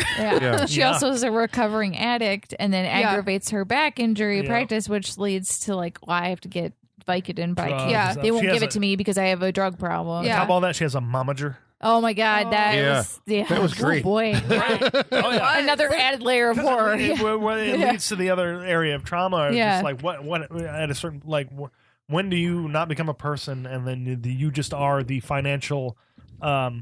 You are the income. You are the stability for. You're a brand. You're not a person. Like so many people are counting on you to. You're a business. Let's be real. You are a business. The movie gets to a point where we're like, wow, this is the Britney Spears story. Yeah. Like you are the product. Yeah. That's kind of why I thought that it worked so well. Yes. I'm not saying that's a bad thing. That's a good thing. Yeah. It's a sequel to Smile, but it's also like functioning as this kind of like backstage look at that.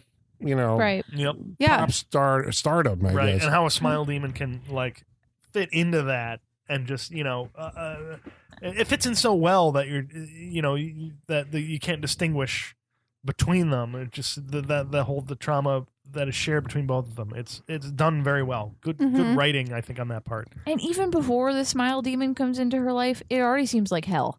And it's Jesus Christ, this is her starting spot, is like trying to come back from all this terrible tragedy. And let's add a smile, but I mean the smile demon's mental illness, I guess, right? So it makes sense. And we're gonna add crazed fans. Oh God, scary. That made me.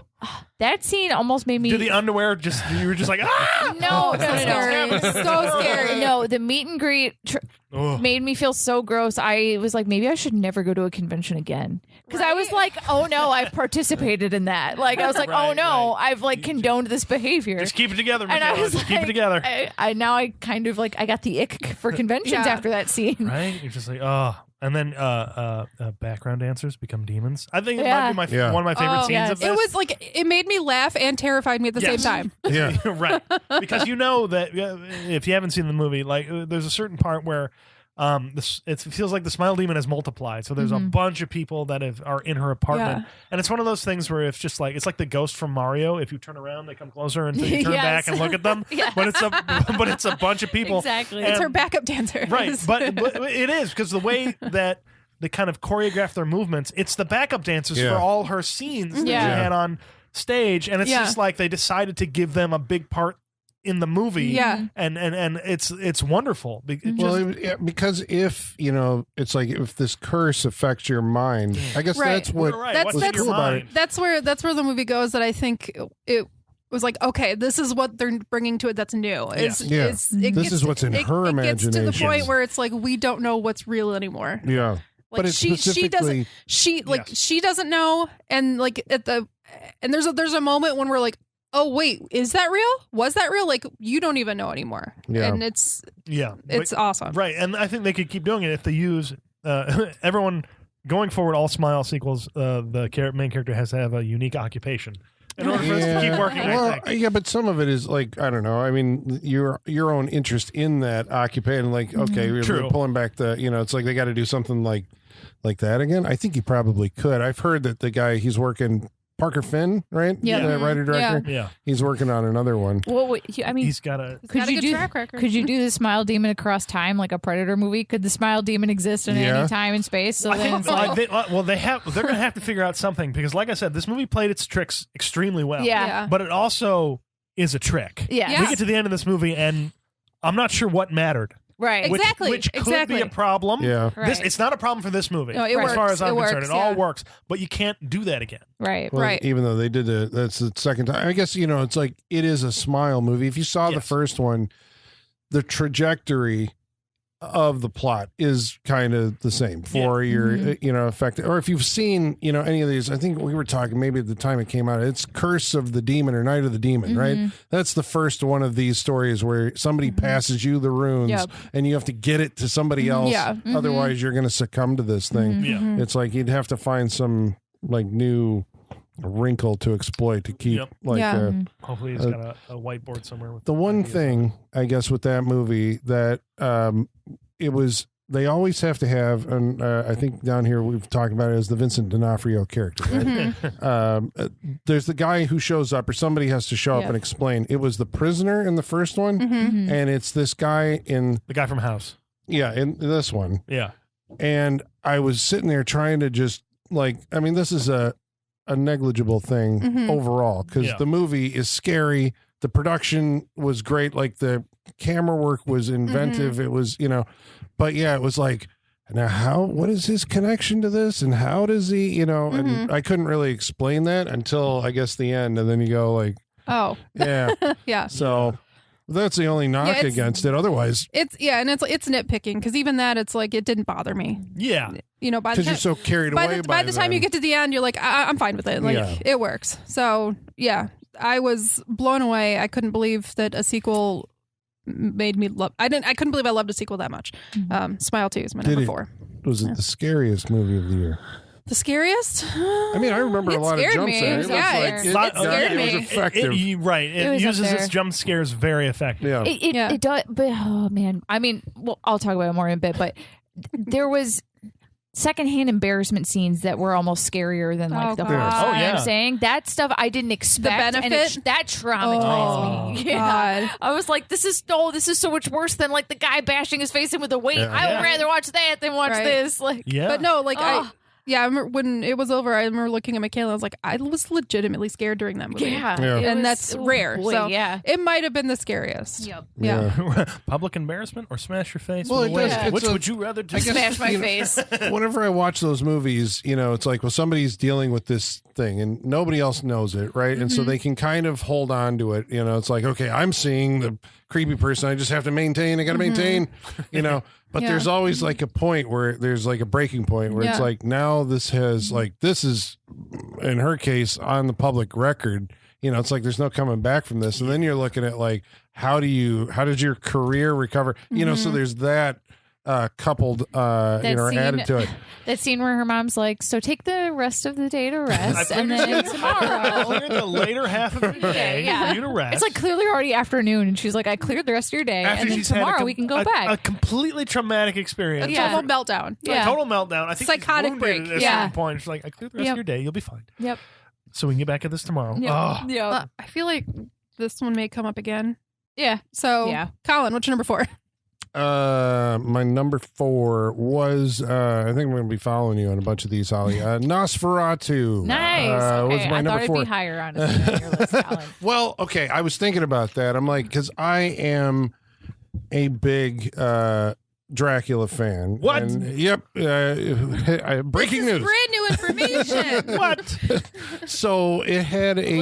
I was like, how many posters can I see right now? Yeah. I'm sitting in front of Fright Night. Vampire. And then there's also the vampire pit. Lucy. Yeah. Well, the classic monsters and vampires and Dracula, specifically as one of those. So I knew going into it, it's like I knew.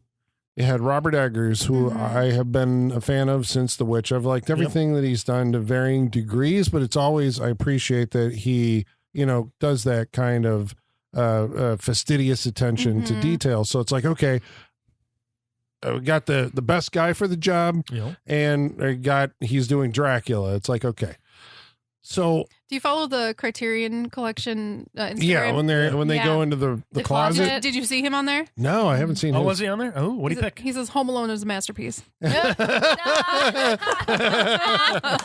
wow. Well played. Well played. Colin's like, I'm never watching one of his movies again. I like his movies, you know. Roger Ebert, the remake of Home Alone is his next movie. Well, he says he's doing a movie called The Night, right? Yeah. That's something he's working on, and then There's been possibly some rumor a Western, they I keep said. seeing shit about Labyrinth, and that needs, Yeah, that there's needs, been that rumor that about needs to not Labyrinth. be true. Bullshit. That I needs hope to not not. be true. Someone sent me that link to that. I'm just like, well, the story's on IMDb, so I don't trust it. Right. Yeah. I mean, I hope this is as close to, like, I guess A mainstream property? Yeah. I was remake? going to say franchise technically a filming, but it is a remake. You got a popcorn bucket. Yeah. A badass. Okay. A really Should cool we stop and talk about popcorn buckets right now? The year of the popcorn bucket? It's a really cool popcorn bucket. It's a sarcophagus. It's Yeah. Orlok like sarcophagus. you find something else to put in, like as a display thing. You just find something else to put in and be like, "This is fucking awesome." I guess the thing that because I've seen the 1922 one. I've seen the Werner Herzog, the 1979 one. But part of the fascination that I've always had with Dracula, it's like he is to me, at least in the first one I ever saw was the Frank Langella one, right? Okay. And I think the central thing why that Dracula is a scary character. Maybe this is a guy's thing, right?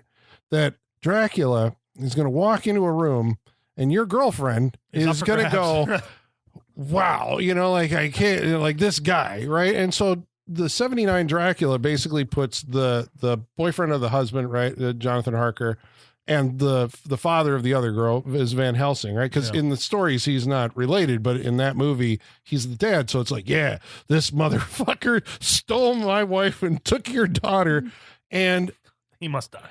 This movie has that sense of dread, right? It's like, this guy is going to come and sleep with your wife, and there is nothing that you can do about it. You will be cocked. That should have been the tagline. But it's even more than that, because it's just like he's going to consume you and everyone you love. Yeah, he's going to kill everyone on his way to fucking your wife. Exactly. And bring plague. He's going to. I was gonna say it's no accident that plague was introduced. He's going to drain your children and kill the village. Yeah. My nitpick I had with that is in the third act, there was so much talk about how evil he is, and I was like, we can see he's literally the plague. We don't need to keep having a conversation. Have you seen the mustache? We know. Yeah. Show don't tell kind of thing. Yeah, you got it. Yeah. But I guess that's the irony of this, right? Is that they go for this being that she is so sexually drawn to, and he is corpse. He's a rotting corpse. I mean, there's that scene that's Riz, y'all, where she's he's up next to her and he's trying to kiss her. I'm just like, oh my god, imagine what that smells like. Yeah. And it was funny. It's like, even beyond that, she is still gonna fuck this guy. It was funny because Michaela was like, I don't know if it was quite horny enough for me, because I needed a really horny vampire movie. Yeah, and I was normally I'd agree with you, but considering it was a corpse, but I'm gonna say it was as horny as I needed it to be. To be fair, I did say that we did a disservice because we saw Baby Girl first, and that was very horny movie, nonstop horny movie. So in comparison, Nosferatu did not feel horny enough for me. I bet. Yeah. we needed a breather after Baby Girl. We needed a cold shower after Baby Girl. Yeah, I thought it was because I was like, I think this movie, because everybody seems to be sexually obsessed in one way or another. This is what I was telling Colin when we were having the conversation. I'm like, there was nothing else to do. Sex was the best thing you could do back then. That's true. You didn't have phones. You didn't have places to go. Look at the atmosphere. You're in fucking everything's wherever. gray. It's like, we need something fun to do. Damn it. No, it's like I know we just did this 2 minutes ago. You want to go fuck again? We have nothing else to do. We could read. That's it. I know, because didn't even Aaron body. Get Aaron in here. Taylor Johnson was like, we got a third one on the way. I mean, they just couldn't help it. Right, exactly. It's like, I'm rich. I have nothing else to do. But I thought, like Holly said, maybe I should have said this when you picked it, but I was like, holding on. I'm like, nope, it's coming up. Nosferatu, because I thought it was a class act production and one of the. I mean, it's a significant because I think of the folklore of vampire. It's like this is probably, at least in my memory, like one of the best representations of that, and it, it's kind of the Stoker tale. The hand shadow over the village. Yeah. Oh God, I loved it. Like I was wondering if they were gonna do that, and that great shadow work when he's the reaching hand as it goes up the stairs. Oh, yeah. It's when he so puppeteers. good. Yeah. It's makes him so open good. the door. Oh yeah, there's a lot of good stuff. Yeah. Yeah, it looks great. Oh, Yeah. I loved it. So there you go. That's my number 4. So So now we're at Michaela for number 3. We are, because Yes. my number 4 was going to be Late Night with the Devil, and we discussed it. Yes. Again, aesthetic, great. Some of the performances were a little. They felt a little artificial at a certain point. They're a little bit because just because there's nothing else they can, they have nothing to go. They have nothing else to go to. It's them You are on with stage. them for that. It is In the sense basically of a sound. movie in real time. Yeah, pretty much. Yeah. So unfortunately, you have to follow people walking down hallways and Right. Yeah. But again, everyone in that TV. movie is like Australian. I think David Desmalchin is the only Really? American. Huh. Really? Yeah, Interesting. they filmed it over. I think it was either Australia Down Under? or New Zealand. Yeah, and part of the rule was like you can have one, Gotcha. American actor, but yeah. But Huh, good. interesting. Number 4. There it is. All right. So you're number 3, Michaela. Number 3. It's the year of Kyle Gallner, so it's Strange Darling is my number 3. There we go. This is my number 2. All I feel like it's good. You should go see it. That's it. Like I can't talk about it. That one's a hard one. I can't talk about it. I can't spoil if you haven't seen it. It's just And like everyone's great. All the performances are great. I loved it. That I Toby didn't know. really don't want to. Oh yeah, if you're like my husband and you feel like it's getting uncomfortable and you can't watch Stick anymore, with it. just Stick with it. literally give it like 2 more seconds and it'll be fine. Literally, It will be fine. I think what we can say is that it starts out a certain way, completely flips. Yes, it's how you're non-linear thinking. too, so it's Yes. jumping around Yeah. a lot. So Chapter Yeah. 1 we get Yeah. titles on You it. will feel uncomfortable, but that's not what you think. yeah, exactly. Stick So with just it. Stick with like it. it. Yeah, and Yep. to just Well, how much of it can we? I mean, No, that's it. We can't think talk about that- it. I think Okay. you can't even really tell the plot. but we've honestly. all seen it, right? Yeah, Yeah, we've all seen it. Let's talk about We it. saw it together. It's on We my did. list. Let's talk about it. Let's talk about But it. if people, okay, Well, we can't, I guess, ruin Yeah. it because Yeah. that is part of the fun of that movie. the marketing for the movie says go in blind. Like Yeah. the trailer Yeah. literally Does. says Yeah. that. So, So- like, and you should. yes. So I was talking to several people at a New Year's Eve party and no one had heard of it. And so then you're like, well, the trick is trying to convince people to see it without telling them anything that ruins it. So we can say it's a thriller. Giovanni Ribisi. Shot this movie. yes, he shot the hell out of it. It was Yeah, good he did. too. It was great. There were a lot of like inventive camera shots, I thought, in it where it was like, and I the like the color back palette. seat of the car looking Yeah. good. Yeah. Front seat is my favorite. It There's has some really great depth perception shots. Yeah. Yeah. Like with Split the- diopter or Yeah, whatever. with, like yeah. back on the hotel bed. Yeah, and she's yeah. like by the camera. Oh, it's good. It's good. It's Can we good. talk about Ed Begley Jr.? I was gonna say we have to talk about this. We have to talk about the stoner hippies. And Because I love Hershey? them. Barbara Hershey, and Barbara yeah. Hershey, because that is what I want my life to be. because Or their breakfast was there is insane. I was gonna Yeah. say It's going to kill them. Yeah. one of the greatest scenes. Soon.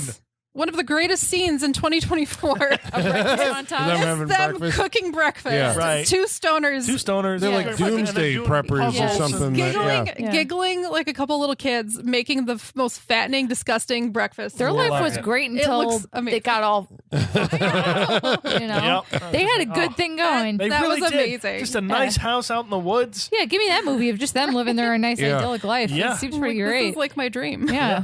And what? So Kyle Gallner, we said, is in the movie. He plays the demon, as the credits does. tell us. Willa Fitzgerald is also in the movie. Now I had seen in. She's in The Fall of the House of Usher. Yes, she is. She was in the Scream TV series that ran on MTV. Gotcha. And she was in Reacher. If anybody saw Reacher, she was in Okay. Reacher season 1. But this is one of those roles where you're like, She nailed it. Nailed it. Yeah. she needs to have more work because she has a lot to do on screen. I think, Yep. it's like one of those, like, is it award worthy? I think, like, you're talking Smile 2 and this and several other movies that we're going to talk about. Like for female performances in a movie, like that one was significant, you know. She's got some fucking chops. Yeah. She's a and great I think actress. she's still basically kind of starting out. I heard that the production on the movie wasn't the best. At some point, the executives wanted to have her replaced. Yeah, I saw that too. Oh, wow. Yeah, and they lost a week of shooting because of that dispute, it sounds like. Yeah. Wow. Yeah. Dude, the Wikipedia is mostly about all the problems they had shooting this movie. There was another which it doesn't read because it's a great movie. They were fighting JT Molnar because they didn't like the non-linear storytelling, and so they hired someone else under his nose to edit it in a linear fashion, and it was a huge back and forth. And it's just like it goes on and on and on forever until they finally like let him have his movie the way he wanted. It works that way. Yeah. Oh, it works beautifully. It's beautiful that way. Yeah. Just the construction of it, and that's just developing the story and different things that unfold as you go along. It's just like But is that where we're at in filmmaking? That like executives won't put anything.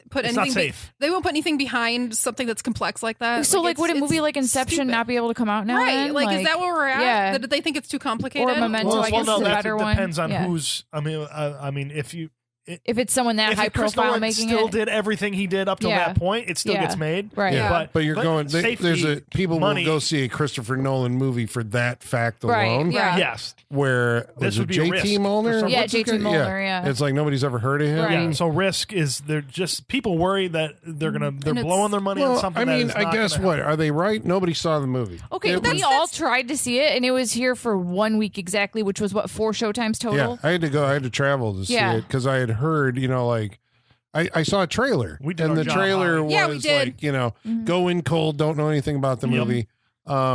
So is it safe to say this? So I've seen a lot of movies. We all have, right? Sure. Over 240 of them. And it's like when you try to, should you recommend Strange Darling to people? But you're recommending it almost to like a very specific audience, and that is the person who has seen so many movies, who can see the cliches coming a mile away. And it's like the filmmaker is inverting all of your pre-programmed responses of how you think, like, okay, I don't even think here's you need to have characters, multiple movies to. So it's pre-programmed in all of us just from cinema. It's like these character types are these people, and this movie just keeps shifting it back and forth and back and forth, and it keeps growing. And the nonlinear structure makes you think one thing, and then 5 minutes later you're going to see more context. But also, I think that's any movie nowadays is like, I'm not going to recommend it to anybody. I think every movie is going to have its own audience. Right. You know what I mean? Like, this is a movie I would recommend to cinephiles. Everybody. See, I would for nothing else to be like. See, I wouldn't. Even I if can. they had I can think bad of time with them. Be like, I can think of a lot of people that I wouldn't recommend this to, and not because it's not a great movie, because I know what they like. Sure. And it's not for them. I would recommend people even just. I don't know. It's so it experiments and does so much, like you said, shifting and everything. Like I would want. But that's the thing. I think that turns some people off, and that's why the executives are like, we should edit this into a linear. You know what I mean? But that's all the stuff I want to talk to people about. But that experimental stuff is what appeals to us because we've seen so much. You're jaded. This one's like deliberately talking to you and going like, okay, I know you're jaded, Sean. Right. Let me tell you this in a way that, like, but I also think it's dealing with stuff in the movie that is not outside of just regular moviegoers who haven't seen a ton of shit. You know what I mean? I don't think it's talking specifically to talking more to me. Yes, probably, but I don't think it's not talking to just regular moviegoers. No. I guess it's hard to advertise a movie that you can't say. You can't say anything about. Yeah. You know.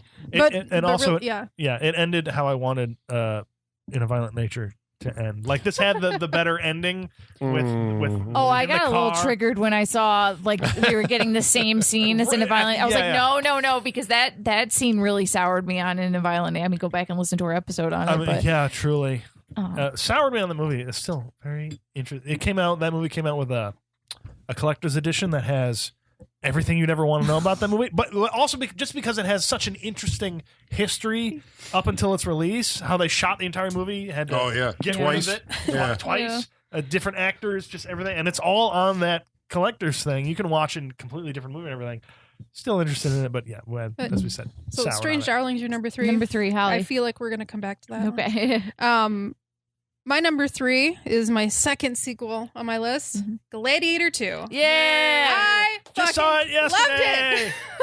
That was really fun one in theaters. With swords fighting each other. I do, and sharks. Yeah, and sharks. Sharks in the Coliseum. There was fucking not watertight. I'm still gonna argue that. Like, okay, but it wasn't just sharks, because in the trailer you see the boat stuff, but in the trailer don't show you the boats are in the water with sharks. Yeah. So it's not even you can crash your ships together, but if you get knocked off the ship, you're still gonna get eaten. It's so cool. It's so way to up the stakes. I love the it. ultimate American gladiator. Yeah, I love it. Why don't we put sharks in this shit? I'm here for the bloodlust when I come for a gladiator movie. I'm like, give me all the death. Going into it, Michaela and I were so excited about this movie. Yeah. And I kept seeing so much hate on it. I know. People talking about it's Colin. they're not doing anything new.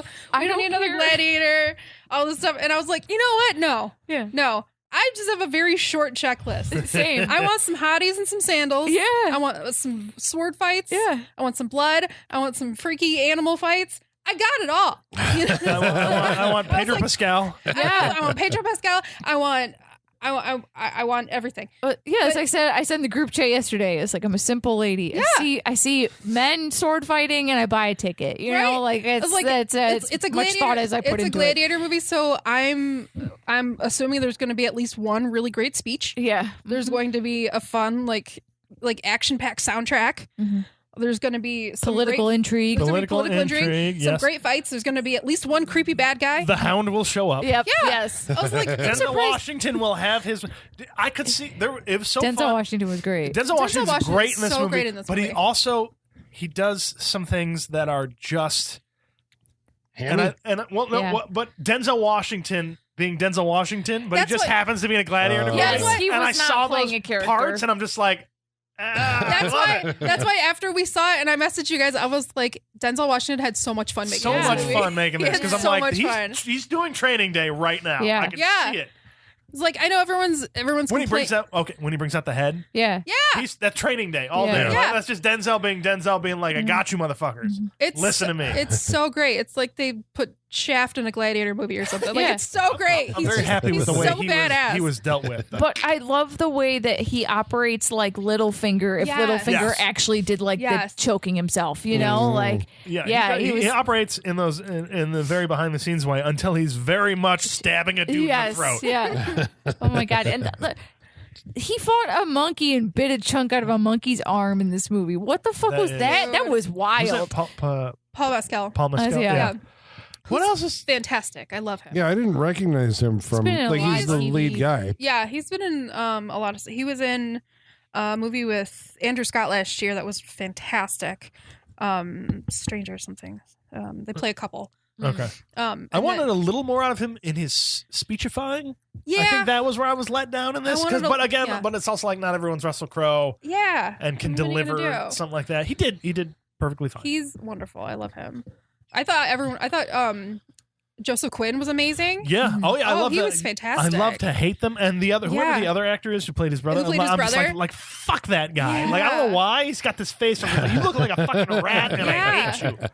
So they cast them very well. Pedro Pascal, just a perfection always. Yeah. I had so much fun watching the movie. It had me hooked from start to finish, action packed. It gave me everything I wanted from a gladiator-esque movie. No, it is not historically accurate. It's pretty ridiculous in many ways. But that's fine. I've seen those sharks in the museum. That's real. The Coliseum sharks. You've never seen it? It's like the lions from the Darkness movie. Oh, the Savo Lions at the museum. It's like the Savo Lions. These are the Coliseum sharks. They're right by each other in They the fought museum. many animals in the Coliseum.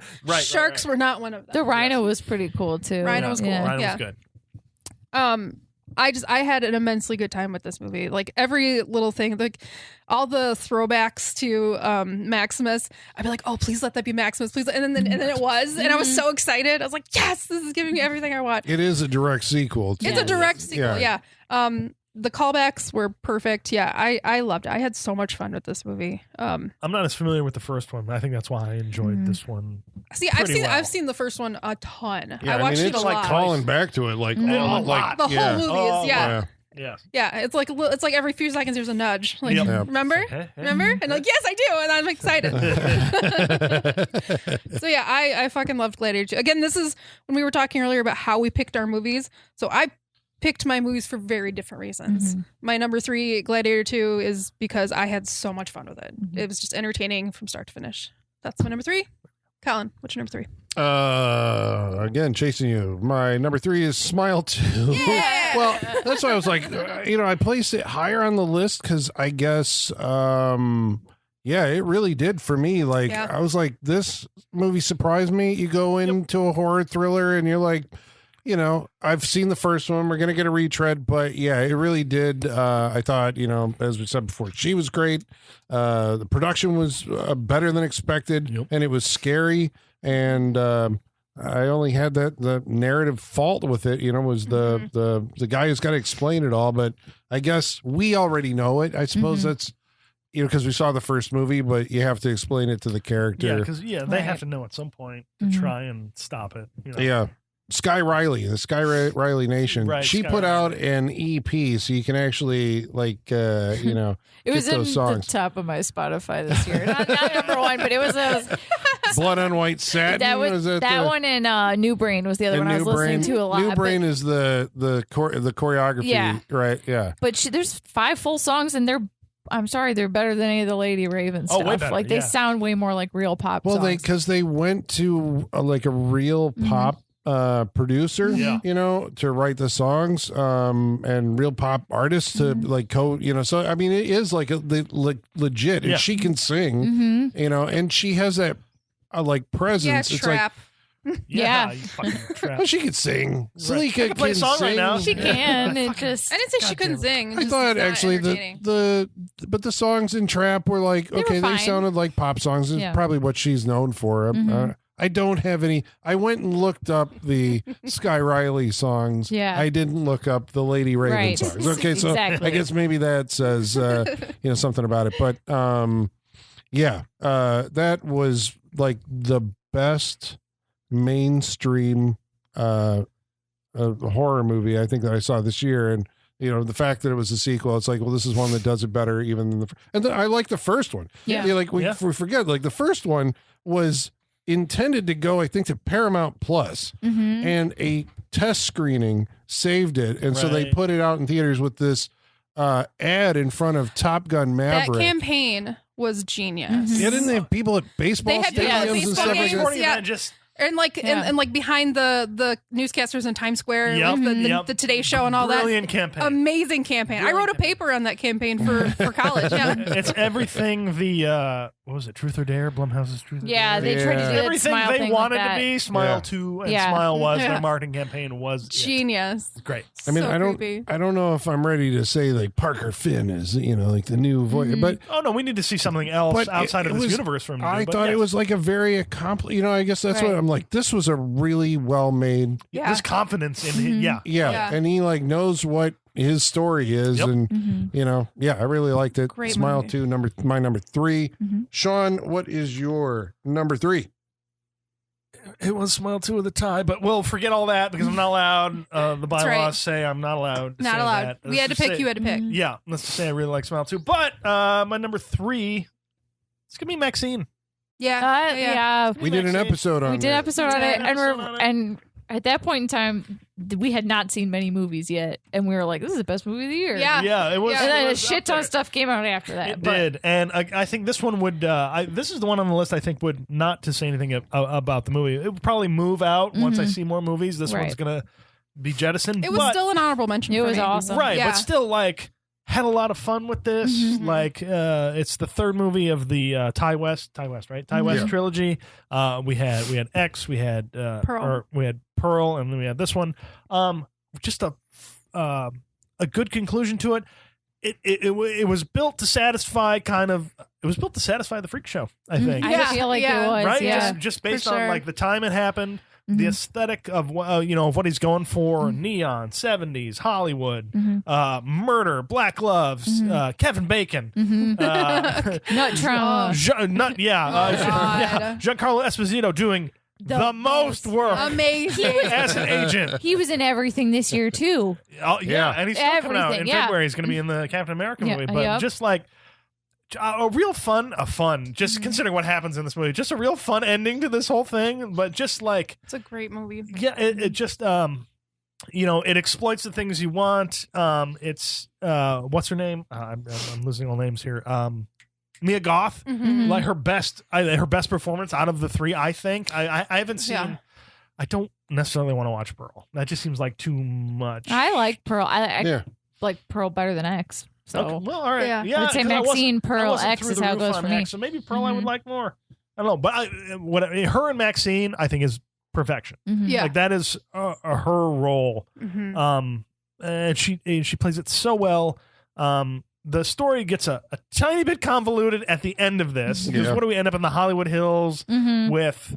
Who was the killer ends up being? It's real weird, and the dad comes in, and there's just at a certain point she is taken out of the results of the movie of the she plot. like loses her agency. I think on our review that was my big problem with it. I think was she wasn't actively participating. Right, if someone didn't come in to save her, like it would have been Deus Ex cops coming up the hills to save her ass. Yeah. But other than that, like the suitcase falling down the stairs and everything falling out of it, like the cocaine goose. I forgot about Cocaine Goose. Yeah, Cocaine Goose. Like just a lot of just fun 70s stuff. And we end up in the Psycho House at a certain point. Yeah. Like, we're having fun here. Yeah. And I think it really came through for everybody in this movie. Had a good time. It's aesthetically pleasing to us. And just it was a good time. I liked it. Maxine, bravo. They really finished that off really well. Good story. Yeah, Maxine. That's my number 3. Michaela. We on 2? 2? Yes. 2. Yes. Yeah. My number 2 is Smile 2. So just don't have a ton more. Funny, to that add. was my tie for 3 that I can't talk about. But this is the highest that it's been. This is it's moving up. I'm just so impressed that a movie that how it's going to end was still able to surprise me this much, because I remember seeing the trailers and being like, okay, she's a pop star, so it's obviously going to end, fill in the blank. I don't want to spoil it, but you can draw your conclusions just based on. She was dead the whole time. Yeah, that would be. And everyone told me how good it was and how it was so much better than the first, but no one told me that it was also like emotionally traumatizing as a movie. Everyone told me about how gory it was and how cool it was. No one talked about the secondhand embarrassment that's nearly lethal in this movie. It's my intense. God. When she goes through, I'm not going to spoil it, but there's a line. The line that literally made me gasp in the theater is, and tonight's special guest is Paul Hudson. And I was like, I felt myself almost gag for a minute there, because it's just like, that character's hitting that point where you're like, there's no coming back from this. There's no coming back from this. Fuck. She is so beyond fucked. And I didn't expect to feel that range of emotions. So that just blew me away. Naomi Scott deserves it. It sucks that other movies did so well this year because other equally as great movies are getting buried. Like there's a lot of talk about Demi Moore and Margaret Qualley's acting this year, and I feel like that's overshadowing maybe the Naomi Scotts of which I mean, fantastic performance. It's a good problem to have, but but because we don't, or at least the bigger audience doesn't give the credit to horror as much. Yeah, they exactly. Specifically, I know, but that's what I'm saying. Like in this part, like this is in any other genre, right, would be something that would be under consideration. Absolutely, absolutely. Like I've been seeing everyone's like end of the year lists and all like the horror pages and stuff that I follow. I'm getting so angry at all the ones that their top is like Long Legs and In Violent Nature. Oh and my God. Smile 2 and Strange Darling are nowhere on the list. Bro. It's like, what? Nope. Like, what? Well, I wonder how is then, this happening? Yeah, because then you wonder, is this Strange Darling only appeal to, I don't know. I mean, those are critics actually reviewing it, and Smile 2. There is a problem with it only being in theaters for a week. They're like, well, it's a Hollywood movie, where Long Legs hasn't made it onto this list, I guess, and that's kind of a. It's telling. I did not care for it. I was like, I'm not surprised by that. Yeah. I'm also not surprised. I liked it, but I didn't like it like top 5. Anyway, that's a whole. It's a whole conversation. No, Smile 2 is great. Loved it. It exceeded my expectations. I hate that you do kind of have to see the first one because of the opening scene. Sure. Because the first one's so dour and depressing in comparison that it's like not as fun of a watch as the second one is. But totally worth watching both. They're both great. Yeah, so, watch them both. Holly, what's your number 2? My number 2. We're circling back. Yep, I think Strange Darling. Yep. My number 2 is Strange Darling. It's also my number 2. Yeah. So Sean and I will do this together. It was my number 2. So. It's your number 2. Oh, we'll all do this together. Yay! Okay, so 3 number 2s. Got it. But again, like there's so much we can't say because you have to go in blind. But it was. It was I wonder if it was written the way it ended up. Yes, I think it was. I read. Yeah, he wrote it that way. It seemed intentional. The structure. The structure. Yeah, the structure was like starting here, twisted here. It seemed intentional. Here. Okay. Yeah, but it really that did. kind of stuff, like I also wonder, like, what he wrote versus, like, oh, you know what? This works better if we edit and put this here. I'm so curious about just. I want to sit with them in the process of editing this movie. I want to see that fucking whiteboard. So with all the back and forth with the studio about editing and things like that, and losing that week of shooting, they had to cut out a big set piece that took place in a river. They said, so there was another chapter or something, with a river involved. It was like interesting, too expensive. But I mean, you know, like that kind of narrative device, right? Mm-hmm. Like I'm a big fan of True Detective, the TV show, right? Yeah. Season 1 uses where you're going back and forth in time, so you can. They'll tell you something in one scene, and then you go back in time and see the context or whatever. Yeah. It changes the context of what you've already seen, or it hints at something that you're going to see, right?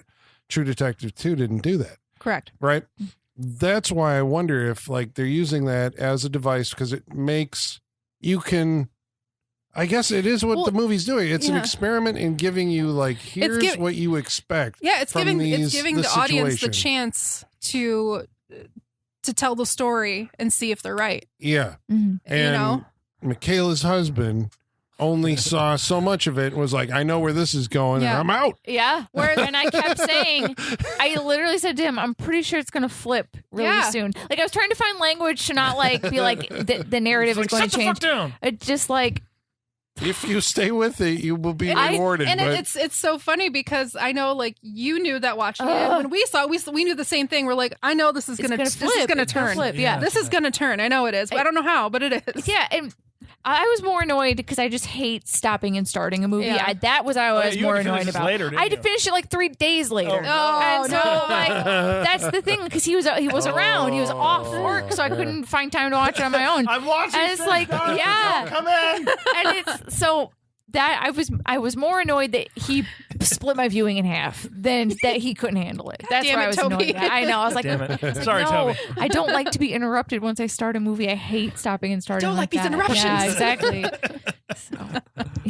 But yeah, I thought the storytelling techniques were fantastic. Yeah. It was such a brilliant movie. The writing was great. I remember, like, there was some other, like, cinephiles around us that we were talking about Giovanni Ribisi doing the cinematography, and, like, I saw this kid, like, turn and look at us, and he was, like, wanting to get in our conversation because he was a fellow film nerd. You want to just grab people and just like, what is like the star of Avatar? You know, I mean, I guess I looked that up. I was like, you know, does this come out of the blue or what? But he had apparently, as a side thing, you know, had an interest in photography, was doing stuff on the side, but not professionally. Like, he was doing a lot of short films and stuff like that, but he and Molnar, right, were friends or had, you know, and so that was his shot at actually, like, doing it professionally. He's very good. Yeah. I know, like, because that's the thing. It feels like he's, and I guess maybe because of, you know, the years that he's put into it, he is coming into it as an experienced cinematographer. It's not like, okay, this actor just wants to shoot a movie. No, he knows what he's doing. Yeah. And I suppose he's probably getting to that point where he's not being cast in, you know, as much stuff anymore. And so he's or maybe not even this not getting cast. Maybe it's just like a passion thing. He's like, I've done the acting thing, and this is what I really want to do. A lot of them always go to, like, become directors or something. Yeah. It's just kind of interesting when an actor goes to... Well, this is directing picture. Yeah. It's still directing. You're just, you know... light. Yeah, your passion shifts as you grow older. Yeah. Plus, I think a lot of, even maybe a lot of actors get into acting for that purpose to go on. It's like, this is how I can get in because I know I can do this, but I want to do that, and so I'm going to work towards that. And so he's, he's done enough of that. It's just like, all right, I can get in on this. And then you pick projects like this, and it's just like, that's a great thing to be like, hey, I shot this, and show it to people. Yeah, I remember the color red. There's a lot of red, like really nice reds. In there. Oh yeah, it's a very bright. It's a very vibrant movie for sure. The neon the titles, the title cards throughout are just very red. Yeah, but this movie definitely left an impression. Oh yeah, immediately after we're like, watch it. Well, we're getting online going, watch it. Yeah, we're telling everyone, was like, this like it's in theaters for 2 days. Yeah. Go watch it. Go now. Call off work. Yeah. No, my girlfriend, who is not necessarily a genre fan, said this was the favorite movie that she saw. Oh yeah, I love it. So I guess that goes to the you're saying anybody can Yeah, I think you don't have to be cinephiles to like have these things work on you. He said, I read in an interview that the genesis for the movie was he saw in his mind a woman running out of the woods, and he knew she was dressed as a nurse. He knew that she was a final girl. He said he heard the music and he saw the slow motion, and I think that's like one of the opening scenes of the movie. That's the opening scene. And like the whole movie like came out like that was the thing that he saw, and he was then like, okay, let's find out who she is. Cool. That's amazing. I love that. That's great. Inspiring. That's amazing. I definitely, Sean and I saw it together, and we looked at each other like, that's easily going to be one of the best of the year. Yeah, like we just holy knew. Shit. Yeah, like that was great. So we're doing the Lord's work here, right? Because I think in the last look, it did like a 3 million gross, right?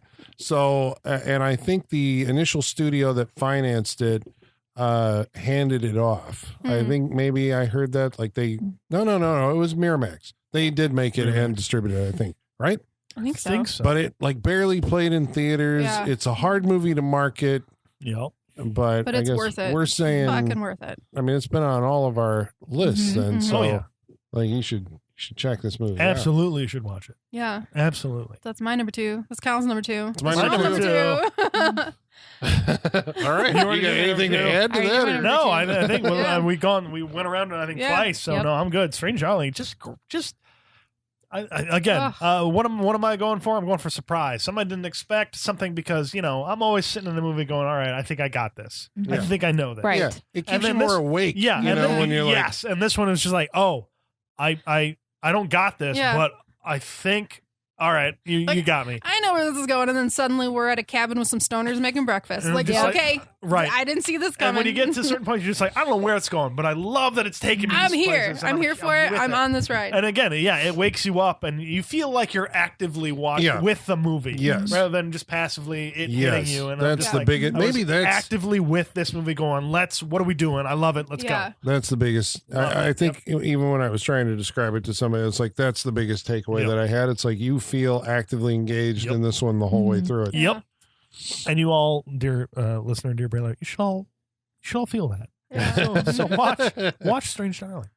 Are we on number 1 now? No, we're on number 1. Now we're fucked. Now you got to break. You got to beat Strange Darling. Because when I saw Strange Darling, I was like, "That's the best movie of the year." Right. Same. Yeah. Right. That's what we thought too. And then like a week later, and then that record would be held for 2 weeks. Right. Yeah. And then it happened. But we can't. We're about to. We can't tell you about it. Like, we're about to have an interesting situation. How are you going about this? You got to tell me. Yeah, what is your number one movie of the year? Should and what is? Should we all just yell it? 1, 2, 3. The Substance. Okay, so that's agreed upon, right? Like, so we all saw this, and we're like, flat out, that's the best movie that we've seen. Yeah, you can't. It's I was depressed because I was like, no movie is going to live up to this for the rest of the year. Nope. Nothing I will see. Yep. I peaked with my movie watching in September, and that was a little depressing. It's like when you come back from like we're all going to feel tomorrow going back to work after vacation. You're like, well, here we are back in real life again. Like just that high. So what? Okay, so again, I had a New Year's Eve thing, telling people like, here are the best movies of the year. Mention both Strange Darling and The Substance, and I'm greeted with like, I have never heard of that movie. How have I not heard of The Substance? Yeah, The Substance was everywhere. Right. People talking about how batshit crazy it is. Only in our I think sphere. so. Outside of that, I don't think it has made it. So if you're listening to this I try episode, and think of like, I work in a newsroom, so I try and think of like the different levels of people, Right. Yeah. and if they've seen it. Like, I can't imagine our anchors have No, seen this movie. I'm talking about there were people there who are horror fans, right? Have seen like everything, had not heard of The Substance. And I'm like, really? Wow. So That- that means that baffles there's still me. work to do. Okay, What and that's why we're is here. The Substance? What's the movie? For those who haven't encountered it yet. Yeah, give us the trailer. Like, Should, Yeah, what's it Imagine about? there's a substance that can create a better, younger version of yourself. Every 7 days, you can switch, but no exceptions. Yes. And remember, you are one. you are one. Demi Moore is an aging icon. Hollywood icon. An aging fitness icon. Mhm. I'll say Okay. fitness She's like icon, Suzanne but- Summers. Yeah. Yeah, basically, yeah. Or what's her name? Jane Fonda. Jane Jane Fonda. Fonda. Thank you. So yeah, but coming from somebody else's perspective, coming to the end of her career, because once you turn 35, Hollywood just spits you out. Mhm. So dealing with that, and Dennis Quaid is in this movie in one of his most disgusting roles. Named Harvey, by the way. Is he named Harvey? Mhm. I didn't catch that. Yeah. There we go. Recast. This I movie's guess not subtle. they There's shot- nothing subtle about No, this They movie. nothing shot subtle. 3 weeks with Ray Liotta and he died. No! That would have been amazing. Oh my God. He would have been fantastic. Dennis Quaid was the replacement. Fuck. Yeah. I mean, Fuck. I mean, Dennis Quaid is great. He does okay? fantastic. I Yeah, usually but don't Ray like Liotta would have him. been so Oh. menacing. No, I Yeah. don't particularly like him. I mean, maybe it's But in just this personal. part, Yeah. he's cast to his strength. Yes. Yeah, he's or, perfect. or to the strength of being disgusting, which He's Yeah. perfect. he does well. Demi Moore, an aging fitness icon, who everyone's telling her you're at the end of your career. Everything you've done is over, and you should just accept it and go on. What if you had the opportunity to change that, Mhm. to reverse it in the most extreme way possible Mhm. by birthing another version of yourself Mhm. Out of your back. out of your back? How? And story like, ensues. are you intrigued by that? Are you intrigued by that? Do you If want to you- know what happens? Do you want to know more? Have you ever birthed someone out your back? Yeah, it was. So this is the second movie from The Coraline Fugo, right? I'm Who so did? glad. Farage, I think. Yeah. Yeah, She I did didn't. She's Revenge. French. Yeah, she did yes. Revenge. Which Did you She's see French. Revenge? I did not like Revenge. Is this the one where she Yes. falls off the cliff? Yeah. Yes. Okay, I Yeah. haven't seen it. I want to see that I didn't one, care but now for I'm it. going to go back and watch it. I like The Substance way more than I like Revenge. I did not care for it. Revenge was like I'm so glad this was done by a woman. Mm-hmm. This movie, Yeah. Yes. because It had to. right. I didn't find that out until after this because I was just Yeah. like, whoever made this just loves women's Butts. asses. Yeah, well, Like, it's that is shot the that way, but I focus. think they're trying to approximate, like, it's the male gaze Americanism? or whatever. There's man ass though too. It's just butts in general. Well, and yeah, everything. it's just Yeah. like that is. But the there's a lot focus. of bodies on Yes. display. A lot of That's bodies why on it display. kind of makes this, like, for Demi Moore, I thought is this the role of the year? I mean, she's coming from, I don't know, superstardom, right? And Demi Moore. her own career, I suppose, is like, I don't know what the last thing was that I saw her in. She was in Feud, the Capote and the Swans. Oh yeah. Okay. She was in that. Yeah, we watch Ghost on this show. We know what we're Yeah, talking about, but I she's thought, Demi Moore. but this is a really, like, brave, like, she just- is allowing the camera to look at her in ways that are not flattering. Yep. But that is the point of the movie, Yep. right? And I mean, there's a lot of, and she's going to extremes, and she's dealing with makeup effects and all this stuff. Yeah. And Margaret Qualley, did you know that she's Andy McDowell's daughter? I looked Yeah. it up because I was like, I feel like Oh, yeah. she's a nepo Yeah. baby of some sort. Yeah. Right? I did know Yeah. that. But she's Didn't also- they used to do like Maybelline commercials together. I'm pretty sure Did they both?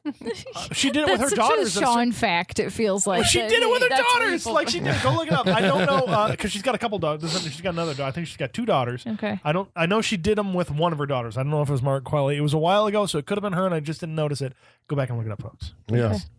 Sean fact of the day. Sean fact. Yeah.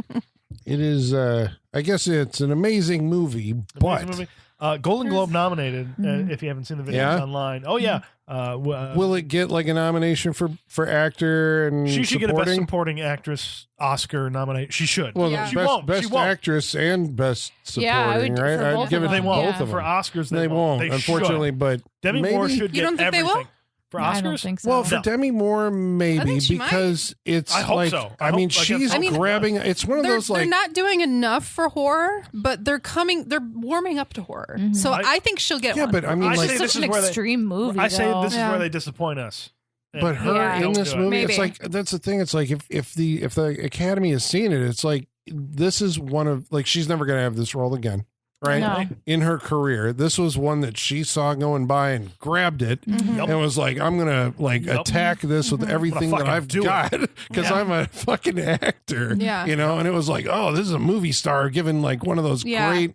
Like maybe end of the, you know, mid to end of the line, you know, starring roles. But she's not doing a lot of work lately, so I understand what you're saying. Yeah. It's like end of the line. That's what I'm saying. It's never the end of the line for an actor, but yes. But for major, like to me, that's a major part. I thought it was a major part. It is a major part. When we haven't seen her in those parts for a little bit now. But yes, major part. And I follow her on Instagram, and you can tell how proud she is of this movie. Right? Yeah. Very proud. I mean, of this, is there a more demanding role ever for anyone? Like this is it. The physicality, there's so much. It's like Nicole Kidman in those Lars von Trier movies. Vulnerability is what's demanding of her. Well, and there's prosthetic work. And different. And she just seems like stages and gung ho for the whole thing, which is also, I think, you know, made me go like, wow. I mean, she's really committed to the. And I think it's because of the director. I think they're just like I think there had to have been a feeling of safety on this set. To even do anything like this. You have to feel safe with the people you're working with, and I think they all. I can imagine the conversations that the director, Margaret Qualley and Demi Moore, had to have had before this. I feel like there was so much of a safe feeling to be able to pull this off. You have to. You have to. Demi Moore and Margaret Qualley they're naked 40% of this movie. Yes. And you have to have that safety, and I think they obviously got that with the director and everything. And not just like naked, but a white sterile bathroom with unflattering lighting. Yeah. Right. Just but like the point very of it, vulnerable. The point of it is like at this stage of your life, you know, it's like age is taking its toll. And it's just like, wow, I just thought she was like, just brave as hell. Yeah, that's exactly it. Yeah, to have a camera examine you in that way, so intimately, like you gotta be the. And even that, like, I mean, even you know, like these are close-ups. Yeah. And even when we're talking about the nudity, there's also like scenes like that scene where she's taking the makeup off or putting the makeup on. Oh God! Like that was another one where I'm like, this that traumatized me. Yeah, this is also brave. You know, like in the same way, I was like, holy fuck. That to me was the most heartbreaking scene in the movie because I just wanted to like reach through and hug her. I was like, no, you're beautiful. How much more should we talk about this? I know. I was gonna say, where do we I think this scene is okay to talk. Okay, yeah, and then we should probably stop. But when she's just getting ready to go out and she just catches like her like a reflection in the glass, reflection in the doorknob. I feel like everyone's had that moment where you just like feel so uncomfortable in your own skin that you're like, I can't even be perceived right now. Like, don't perceive me because I can't exist this way right now. Yeah. That was too relatable. Very relatable. Like, in a movie that's so extreme, the small relatable moments were like the most terrifying. Yeah. So you get terrifying on the smaller scale. The bigger, it just. But that's, I guess, also the thing that, you know, I know. So I guess, you know, we did a listener choice request month. And it's coming up, folks. Would it be a surprise to you that the substance, we're giving it away, that the substance we was, have to. so we are going to devote an entire episode to it. But I you're guess probably thinking, you're done talking about it already? Yeah, well, no. Stay tuned. Stay tuned. If you haven't, you know, if you don't listen to that episode, if this is the only one that you hear, the substance goes into, you know, even though what you've heard of us talk about, it goes even further than that into an area of total cinematic joygasm. Say no more. Say no more. I feel like we've already said too much. We'll dissect it. Yes, so the substance will be reappearing on this show. We'll birth an episode out of our backs soon. All right, so that's we're unanimous on number one. So that's the first time that's ever happened. I was gonna say our lists are very similar. Very this year. similar. Like the fives are like the only different ones. Yeah. Okay, so to recap, so we are going to also have a discussion about the worst films of the year, but just to recap this. Our favorite part. Michaela's favorite movies of the year were The Substance, Smile 2, Strange Darling, Late Night with the Devil, and The Last Stop in Yuma County. Correct. Nice. Holly's favorite of the year was The Substance, Strange Darling, Gladiator 2, Smile 2, and Nosferatu. There you go. A lot of twos there. A lot of twos. Sean's was The Substance, Strange Darling, Maxine, Late Night with the Devil and Deadpool and Wolverine. And mine was The Substance, Strange Darling, Smile 2, Nosferatu, and The Bike Riders. Yeah. So we all have one. Yeah. We all have one. We all have one. All right. Didn't come here for diversity, so we are who we are, and you know what you're getting when you come here. It's not our fault the movie industry catered to us this year. There were a lot of good movies. There were a lot of horror movies. Yeah, a lot of good. So many we didn't cover. I know we didn't talk about like Cuckoo. I thought was really good. I didn't like it. I didn't like Cuckoo. I need more explanation. I need more. One that almost made it to my list, and I took it off, put it back on. Heretic. Loved Heretic. Yeah. It was spectacular. Conclave almost made it on there. Conclave was on there. That was really good. Oh my really god! I tried to watch Night Bitch. I made 20 minutes before I shut it off. Yeah, I watched the whole thing, and I hate that I lost that time in my life. Yeah. It is pure uncut birth control. But wait a second, is it the worst movie of the year? No, I didn't finish it. I can't. I didn't even finish it. I finished it. Yeah. All right. Well, we will tell you what the worst movie of the year is. Before we get to the worst of the year, I have a question because I feel like everyone has one on their list. Oh no! What was the stupid fun movie of the year? Stupid. What do you mean by stupid? Oh, it's The Beekeeper for me. There Absolutely. we go. The fucking Beekeeper Michaela's was is amazing. The Beekeeper. Holly and I, we saw something last Christmas, and I was really stoned, but I'm always stoned at the movies. But we saw the trailer for The Beekeeper, and we were like, that looks incredible. Yeah. And it was a January movie, so we were like, well, it's probably not going to be great. Well, I'm here to tell you The Beekeeper's fucking great. It was a blast. All right, now you said he has bee-themed weapons? So Jason Statham is like a government, bee-themed weapons. Love it. So Jason Statham is some sort of CIA agent that is part of a group called the Beekeepers. Yeah. And so he's a literal hive? Yeah, okay. Yes. He has to protect the hive. That's the tagline. That's what I'm hoping. Yeah, protect the hive. Okay. And people say that all the time. People are like, it's the beekeeper, and then someone else will say, he's here to protect the hive. That's how the whole movie goes. Is there a queen? I was going to say, yes, there is. Yes. And B-theme. He has but okay, I'm talking about it. Michaela quite honestly can't now. Okay, so Felicia Rashad is in this movie. Okay. Oh, wow. And she gives a really good performance that actually made me a little teary-eyed. But so you know how in John Wick they take his dog and they kill it, and that's what sends it off. His bee? He has a beekeeper and he has hives on this lady's property. She's this nice retired lady that lives next door, and that's Felicia Rashad. I'm sure that's all she is, just a nice retired lady, so she's revealed to be the queen. She works from home, and her computer gets hacked, and she ends up giving away all of her money in a scam. It's in the trailer, yeah. And then she kills herself. Yep. And so Jason Statham goes on a justice spree for her and goes and kills the scammers that stole all of her money. Okay. And the whole time when he's killing them, he's like, you can't take advantage of elderly people like that, and then slaps them. He's on bitch. He's on a justice mission for the elderly that were scammed. Great. So I love how John Wick is like the dog that his dying wife gave him, and the beekeeper, it's his landlady that got scammed and killed herself. That's wonderful. So you gotta watch The Beekeeper. Right. It's fucking amazing. Bravo Maybe I should just bring it to the freak show. That sounds amazing. Yeah. Loved it. Okay, I love that. I need to watch it. Yeah. My stupid fun movie, I know Sean's going to disagree with me on this one because we've argued about this. Roadhouse. I know. It's on my list as a mention for worst of the year. I know. That movie was fun as hell. It was fun as hell. It was so much fun. I know. I really enjoyed it. Me too. Because it was like, I mean, it's basically, I sat there going like, you're not going to, I love the original Roadhouse. Oh, of course. We all do. Yeah. How can you not? But this one was like, I think like if you hadn't seen the first one, this would give you basically that same experience. If you didn't bring the baggage, this gave you basically the same experience. I watched this with my family. My family's always trying to get me to watch movies with them. And I usually like hate all their suggestions. And I was like, what about Roadhouse, you guys? And because my dad's like, what's Roadhouse? And what's Roadhouse? He's never seen the original. My mom has never seen the original. So I was like, we can watch this. Oh, I feel a Roadhouse comfort watch coming. I know. Yeah. I know. Yeah, maybe. This movie was fun as hell. It was. Yeah. I enjoyed it so much. I mean, it's not Roadhouse. It's not my Patrick Swayze Roadhouse. And that's not my problem with it. because it doesn't feel. Was your problem that it was too fun?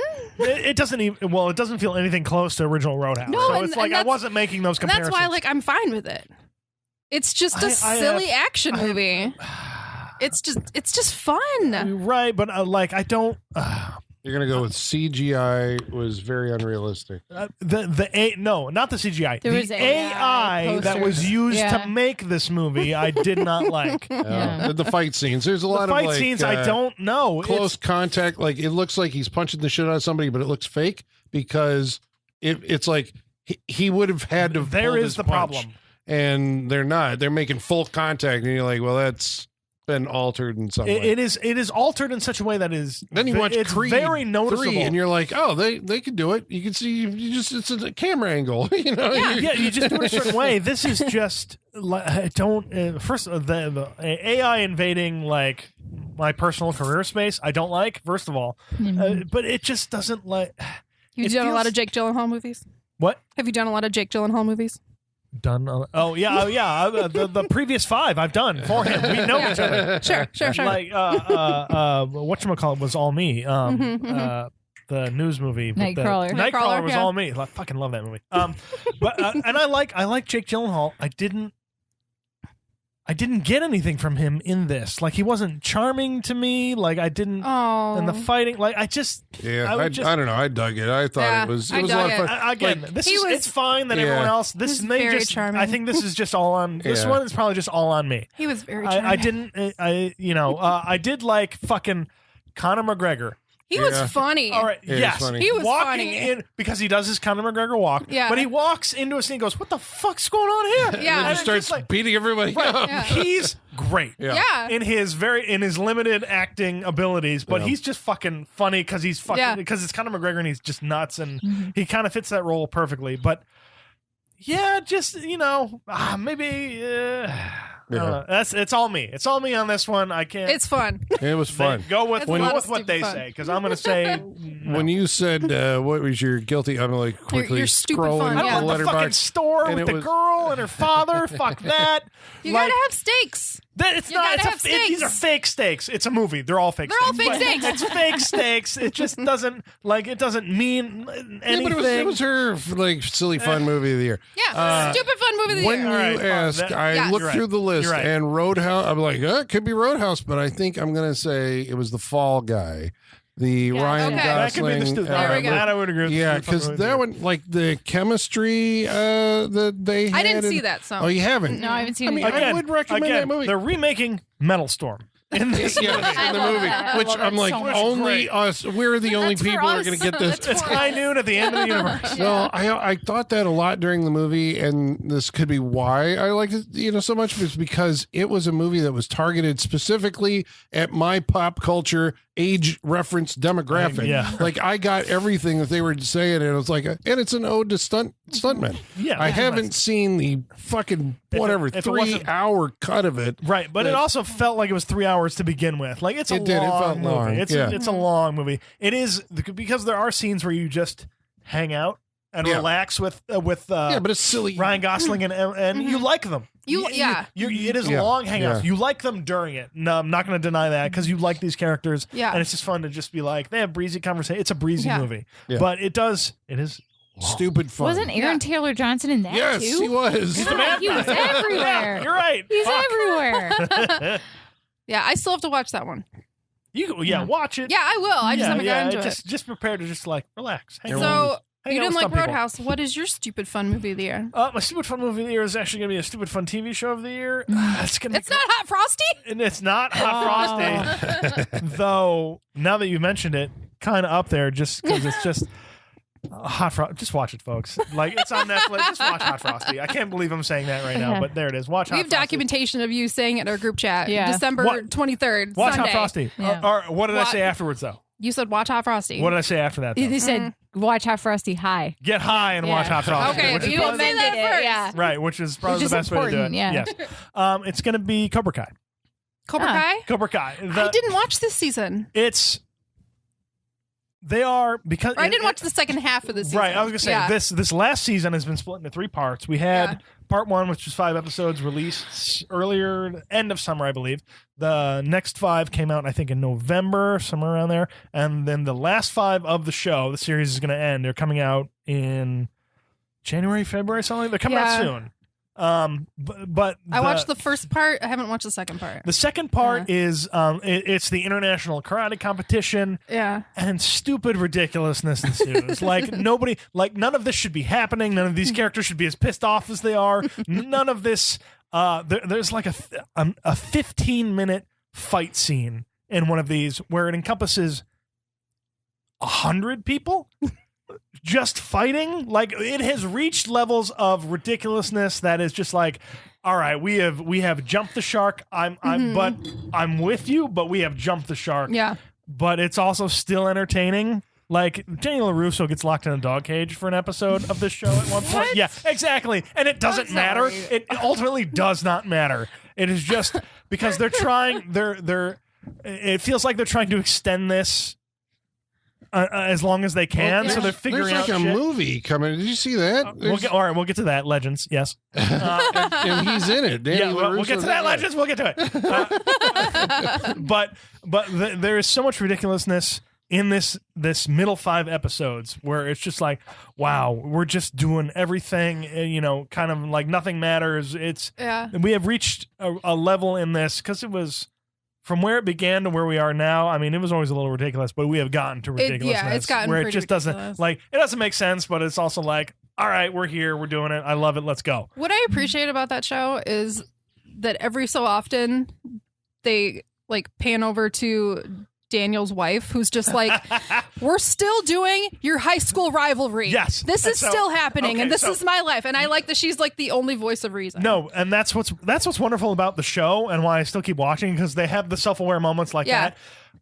For most of these 5 episodes, they are over in Spain. Right, they're not there. And she is home, and so there's just phone conversations along those lines about this stuff. I love that. Okay. Still fun. They're finding ways to keep them in there and be like, we're still, like, your old boss is back again. Like, it's the ridiculousness level is just off the charts. Stupid fun. Stupid fun, and I'm very excited to know how this ends in the last 5 episodes. Yeah. Again, stupid fun. Love it. And yeah, I gotta catch up. I've watched it this long. You gotta finish it out because people are still having fights about shit they shouldn't be having fights about. Right. It's just like, just get over it. Like, we've had this, but we're getting towards the end. I mean, I'm always gonna love William Zabka. So Zabka, like, give him just an Emmy of give him everything. Just one. Just give him one. Give him to me. He earned it 3 seasons ago, but give it to him now. Just give him to me. That's fine. It's Ralph Macchio. There is a Karate Kid movie coming out. It's called Karate Kid Legends, I think. It's got Ralph Macchio. It's got Jackie Chan, who played in the remake. Oh, yeah. Of the Karate Kid. So they're together, and they're teaching a new kid, but we don't know where it falls in with Cobra Kai. I'm pretty sure it's just after it. So I don't know if anybody from the show will show up. None of them are in it. Except for Ralph Macchio. Except for Ralph Macchio. I think they said they've done interviews with actors who's like, they didn't invite us to play, but so Martin Cove will not be showing up in that. Well, that's okay. Yeah. All right. Well, that's perfectly fine. But so if that's your silly funny one, what's the worst one that you saw this year? Michaela, your worst movie this year. And we always specify, is it like worst movie or most disappointing? Where does it fall for you? This is worst viewing experience. Okay. Like, it's just The Deliverance. Lee Daniels, The Deliverance. Okay. What's this about? Lee Daniels, who has a pedigree, Oscar nominated 3-4 times. A couple times. The Butler, did he do Precious? No. Or was that was the other guy? Yep. Yeah, Steve McQueen. Did he? The Green Book wasn't. No. Lee Daniels, he did the Paperboy, that Nicole Kidman movie too. Yeah. So he does do some more like salacious stuff. Yeah. Who's in this? Andra Day, who is in the United States versus Billie Holiday, which is another movie Lee Daniels directed. And then Caleb McLaughlin. Yeah, he created Empire. He's a big deal. Oh, right. Yeah. Right. Caleb McLaughlin, who's from Stranger Things, is one of the kids in it. Glenn Close is Andra Day's mom. Omar Epps is in it for a really weird role. It's he wants to make like an urban kind of poverty version of Hereditary. And that's how it is for like the first half. And then it takes a really weird turn and becomes a super religious movie out of nowhere and becomes an exorcism movie. And at the end, like, it's literally just solved by them accepting Jesus. So it's a horror movie? Oh. Well, if it ends with them accepting Jesus, yes, it's a horror movie. But it's a horror movie. But the first half is more of like the mom's an alcoholic and she's trying to quit and she keeps like beating the kids. So CPS comes and visits, and it's like implied that is she actually an alcoholic, or is like the house making her evil and making her abuse the kids? The house making her an alcoholic? And then there's like they're talking about the previous family lived in this house, all got murdered and stuff. And then like, but some of the dialogue is so insane. Some of the stuff Glenn Close says when she's possessed, I wouldn't even feel comfortable repeating. It's so bad. Give us one. Well, oh my god. Okay, so when it's really bad, but it's been going around on the internet. When she's possessed and she has shark teeth, like she literally has shark teeth. I'm sorry. All right, hold on. I'm not prepared for that. So okay. Shark teeth. Let me get back up a little bit. Glenn Close is Andre's mom. Glenn Close is white, but dresses like she is not in this movie. This is what it's very uncomfortable. Pictures, yes. Like big gold hoops and do-rags. And she has cancer, and she goes to the cancer center to get chemo and starts like unbuttoning her shirt to flirt with Omar Epps while she's getting chemo. And this is like the beginning of the movie. And she's Andre's mom, and she gets possessed by the house in the third act. And when she's possessed, she looks like her most cancer-stricken version of herself, which somehow includes shark teeth. And when she's possessed, she starts saying a bunch of really nasty stuff to her daughter, Andre Day, and she says, I can smell your nappy pussy. And then she says, I should have flushed you down the toilet when you were just a blood clot. And that's how the tone of this movie is so serious and brutal. It's like uncomfortable. It's a miserable viewing experience because it's not even campy enough to be fun. It's so serious and like cutting in its tone that it's just. And then there's a part where all the kids get possessed and act out at school, and one of the kid literally shits in the middle of the classroom floor and then throws his shit at the teacher when he's possessed. And Andre Day goes to the doctor with the kid, and she goes, Doctor, my son ate his own shit today. And that is said dead serious. Like, that is like a serious problem in this movie. Miserable fucking viewing experience. Lee Daniels should be ashamed of himself. This movie is a fucking atrocity. Movie. It was a Netflix movie. Yeah, it keeps popping up on Netflix. I heard of it, but I had no desire to watch it. It's just foul and offensive and just like miserable to watch. I wish it just put me in a terrible mood because like I kept hoping it would be campy enough to where it'd be funny because I'm like, I saw that screenshot of Glenn Close with the shark teeth and I was like, that looks like it could be hilarious. Right? It's not. You sent that to us at a certain point. Yes. And it's just, oh God, it's bad. It deserves all the hate it's getting because it's not even fun. It's just miserable. All right. Just, ugh. Yep. Holly, what was your worst of the year? My worst of the year. It's borderline. It's part disappointment, but not really because I didn't have a lot of expectations going into it. It was just like the hype of people talking about it. But the quality of movie, I think, is the disappointment part for me. My worst of the year is Beetlejuice. I fucking hated it. I hated it so much. Okay. I took my brother to see it, and as soon as it was over, we just sat there for a minute. I was like, well, that was fucking stupid. And he's like, yep. And it was just. I've since seen some baby Beetlejuice. There's baby Beetlejuice. I'm just like, oh no. Yep, there is baby Beetlejuice. I don't want that. I don't want it either. So no one wants it. Okay. No one wants it. I don't know if Tim Burton doesn't understand the baby versions that people like. No, Baby Yoda, good. Yeah. Baby Beetlejuice, not good. Now I have a question: is baby Beetlejuice within the context of the movie real? What I'm asking is, does Jenna Ortega have sex with Beetlejuice? Is basically what I'm asking now. All right. No, it's his wife. It's Monica Bellucci. Right? Monica Bellucci. Yeah. Oh, is she the one who delivers it? They switched that up in the trailers then, because it looks like Jenna Ortega is giving birth to baby Beetlejuice. Wait. In the trailers that I've seen. No, you're right. I blocked that out. It's not real, but it's also not real. Okay. It doesn't matter. Maybe it doesn't matter. Okay. Like it didn't actually happen, but it happened in the sense that Beetlejuice made it happen. Gotcha. Understand. Like she didn't actually give birth to it, but illusions. Sure. Whatever. Yep.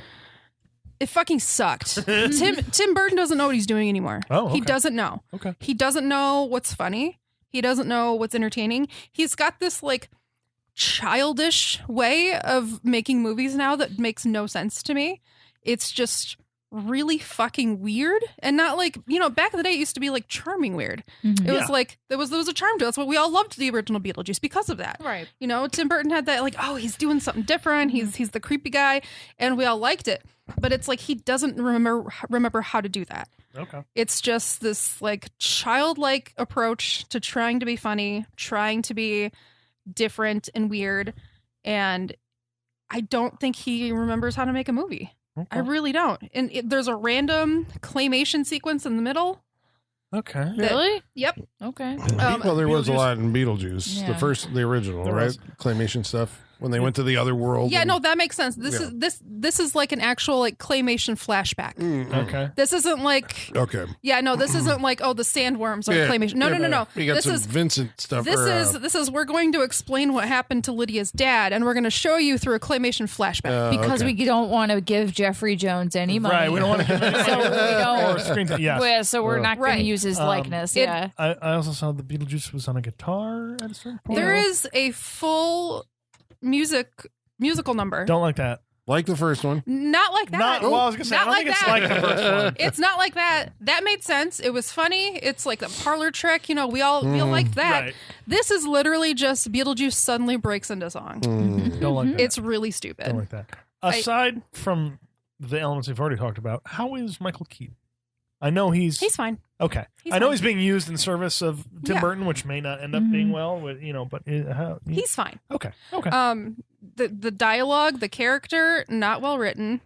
Like I said, he's lost his touch. He's absolutely. But Michael Keaton is still fine. Okay. Who's not fine, and I think I don't know if something's wrong with her or she's forgotten how to act, is Winona Ryder. Okay. She's not okay.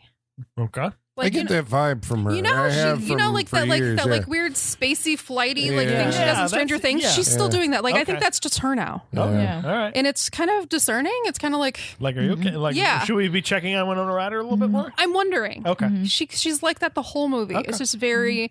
Remember when she was on that award show and she's just like looking at like Yeah, stuff yeah, that's yeah, not there. yeah. That's her now. Okay. That's her now. All right. She's just kind of like, Yeah. wow, this is a wild ride that I'm still on. Like I thought she was fantastic in Black Swan, and it's like after that she just started being weird.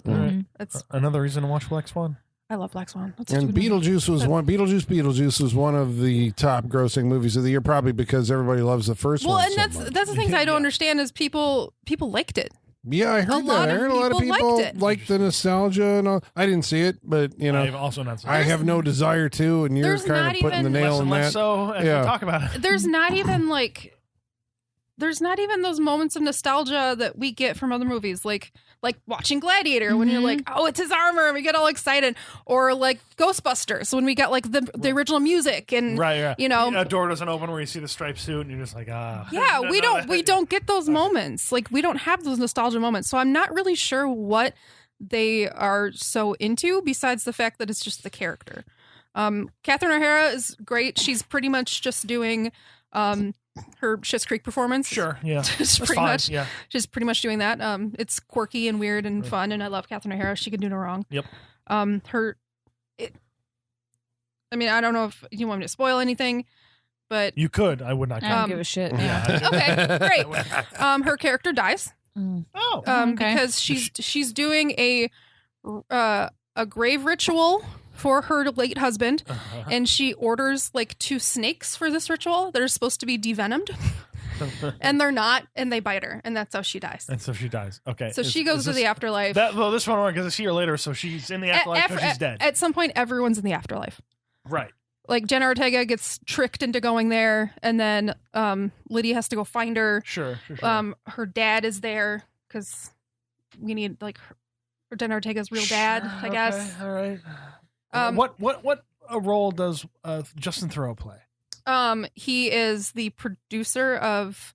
He's Lydia's boss. Lydia has a TV She's show? a TV show. Okay. She's like a spirit guide, Right. like TV. Because they did one host. trailer where she's talking to the camera. I'm like, this is what she is in the movie. Yes. Okay. She's like a TV host, like a spirit guide kind of TV host, and he's Gotcha. the producer Okay. and also her boyfriend / fiance.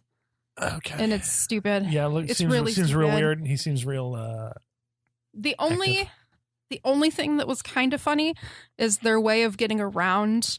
What's his face? Jeffrey Jones. Mm-hmm. Being in it is showing him in the afterlife.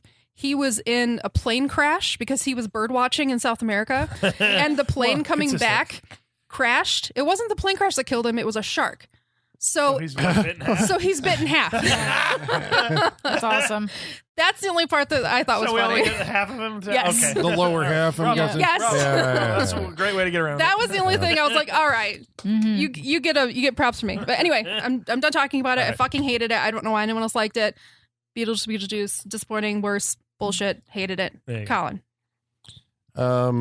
Well, I think I got to go on a rant. I saw several movies that I didn't like. I love culminating this. in Favorite time of year. Here we go. The worst. Let's buckle up. I think maybe I have a contender for Michaela's weirdest line of the year, which comes from a movie called The Exorcism, which has Russell Crowe in it. His second, not the Pope's Exorcism. No, this one is a dour, boring as fuck exorcism movie. Really? Yes, because the trailer made it look exciting. It's boring as hell. They're actually remaking The Exorcist, and he's like an actor in it. This is not my worst of the year. I'm working my way up to it. Right. But he says, when possessed, I can eat your pussy better than she can, to his lesbian daughter. Jesus Christ. The movies were unhinged this year, man. The religious horror movies were out of pocket because you this have year. to be as gross as you can be, I guess, or You whatever. have to be as opposite of religion as you can be when saying something. So it's usually something like that. Yeah. That's just where they're going so for many, crass. though. You know, we had so many religious jam-packed horror movies this year. Heretic, the First Omen, Yeah, religion is bad, folks. I don't know if you know. Immaculate, The Exorcism, The but all of Deliverance. those. By the time I get to Conclave, I was like, what am I going to do? All of those. Well, I was going to say the Immaculate and the Omen, like they're actually anti-religion movies. Yeah, Like, I saw Godzilla Kong. That was awful. Dan Stevens is in it, but it was. Heretic. Yeah, that was Godzilla X Kong. That was this year, really? Yes. Wow, it's been It a was long like year. for beginning of the year. Long year. I saw a movie called I Saw the TV Glow, which was like that bummed me out. incomprehensible. I know, but I sat there watching it and I was like, I mean, it looks cool. It's got a vibe. I have no idea what it's about. It seems like it's about mental illness, TV warping brains, and promotion of self-harm. And it was only afterwards that, because I was like, by the end of it, I'm like, fuck this movie. And at the end of it, I looked it up and the director said it's an allegory about the trans experience. And then I was like, I went back and I'm like, okay, I can kind of see that. So I guess that's why it's not the worst movie I saw this year. But like, I couldn't have got there without somebody explaining it. And that's never good for anyone. That's never good. That's not good. I saw Megalopolis. Oh my God. You're the only one who has, right? I know. It's bloated. This is Francis Ford Coppola. Yes. Yeah. And this is Rockford movie. It teeters on like a so bad it's good kind of thing, except it's so like dense long? and stuff. Yes. Of course it's long. But and it's going to come up on a bunch of people's worst movies of the year, and I know why they're saying it, but at the same time it's like it's so like earnest. It's like it is Francis Ford Coppola like pleading with humanity to fix itself. And so you can't say it's the worst because where it's coming from, he's hoping that someone will see this movie in the future and fix everything. And he's like trying to inspire that. So it's like that's admirable. But the movie's bad. It feels like kicking someone's sandcastle down when you say that. Yes, I know. That's why I'm like, I can't say it's the worst of the year. Joker Folie Adieu. Seems like it's an Andy Kaufman joke on its audience, right? Yes, that's perfect. Yeah, great it's way like to explain it. Yes, they're like, we're getting green light to a movie that people want. I wasn't a fan of the first Joker. This is the Mighty Mouse. Yes, it is. Yeah, it's a joke like, on everyone. You showed up to see this to see Joker and Harley Quinn, and I am going to do everything in my power not to give you what you want and give you like the shittiest. It cost $200 million. Is that not the ultimate fuck you? Should we not be celebrating this? If it wasn't at our expense, right? I think the audience is is who the joke is on, and I think they are kind of represented in the movie as the people who are outside going, "Give us the Joker, give us the Joker." It's the most meta movie of the year. Wow. Yeah, all right. But I hated it. But don't let this confuse you into going to see it. Yeah. Don't be fooled. Good acting, good production. $200 million can buy you sets in an asylum and in a courtroom. Congratulations. I think the worst movie that I saw this year, and this is kind of a come down because those ones seem like bigger, higher profile, was the first movie that I saw this year, and it was called Night Swim. I watched this too. Okay, so you saw it. I did because I remember how much you hated it. All I could remember was baseball, and Colin didn't like it. Yeah, all right, I remember that, the baseball part of it. All right. So let me set. Wyatt Russell is in it, and Carrie Condon, right, who just came off Banshees of Inisherin, one of the best movies last year. It's a great movie. And so it's a movie about a haunted swimming pool. Now, Stephen King has written stories about a haunted restroom. So haunted swimming pool, not off limits. Maybe you can do something with it. Apparently, there was a short film that was made that was haunting and effective. I haven't seen it. I mean, one of our greatest episodes is about a tire. Yeah, that's right. It's about a killer Rubber, tire. Fantastic. This is the first co-production between James Wan and Jason Blum. They teamed up. This is the first Atomic Monster Blumhouse movie. But I sat there watching this thing, and I mean, again, maybe you've seen too many horror movies, but it was somewhere around the time that Carrie Condon was like, I think my swimming pool is haunted, and they come up with this backstory for the swimming pool, and then they have to the backstory, and which will never track down the previous family, and that's where it really went bad because I was like sitting there in disbelief with that scene. I'm like, this just what's the history of the swimming pool? Spring that feeds the swimming pool? A natural spring? Yes. That has magic powers. A natural spring feeds the swimming pool? Yeah, okay, so the reason, I will say, not to defend They're doing too much. Not to defend Night Swim, but you're missing a key piece of information here is that Wyatt Russell was like a really famous baseball player. This is important. And he has like MS or something. Okay. And the natural spring water is better for his joints. So he starts getting healthier and he can get back to playing baseball. So he wants to stay. Jeez. Meanwhile, everyone else in the family is like, that pool's fucked up. And they're like, but we can't ruin it for Dad. He can play baseball again. I really like this pool. So shades of The Shining. Right? You've seen Dad goes crazy. They have a pool party. I fucking couldn't stand. I mean, I guess of all of those that I just mentioned, this is the one that I would advise that you just leave it alone. So the other ones you may stumble into for. Well, I don't know. The close second to that is The Exorcism. I mean, that really was like worthless. But I'm gonna say Exorcism at least had some good production design. Okay. They build like a dollhouse kind of movie set. That's what it looked like. But that was a horrible movie. And Exorcism was directed by Joshua Miller, who we've talked about, the punchable face kid from Near Dark. The kid from Near Dark. The brother from Teen Witch. His dad, right, is Jason Miller, who was in The Exorcist. Yes. And they're it's about a film crew making a remake of the unnamed The Exorcist. It's cool. But I'm going to go with Night Swim as the worst movie of the year. Did you hate it? I didn't like it. And it sounded like me talking about it makes it sound more interesting than it is. It's a boring movie. Right. I was going to say, you were getting the verge like, oh, maybe I should watch it. It has one location. That pool. That is it. And it has the Marco Polo scene, which is but it's in the trailer. And beyond that, it was just like mind-numbingly offensive as far as just being stupid. I saw the trailer and I'm just like, they're going to do a lot of ghost shit in a pool, which I'm just not for. And by the end of it, it's just CGI spooks like coming up through the I've seen it all before and I don't care and this is boring. Okay, and it was the worst movie I saw this year. Sean, what was your worst movie? I was very disappointed this year. Ghostbusters Frozen Empire. Yeah. Like, just a movie that just kind of signaled to me the death of Ghostbusters. Like, it's just done. Like, you could have said that with the previous movie. I think Colin didn't have the best feelings about it, which were Afterlife. Afterlife. Understandable. I understood where you came from with that one. I still liked it. I still liked it. Yeah. It did enough. Some of the writing on that movie is just I was gobsmacked by it because there's character turns where you're just like, well, that just wouldn't happen with these characters. But like Frozen Empire is just, how to explain that? Just it doesn't do. It I don't know, man. I watched it when it first came out, which I think was earlier, like this year, February, March, something like that. I don't know. I don't know. It came out earlier this year.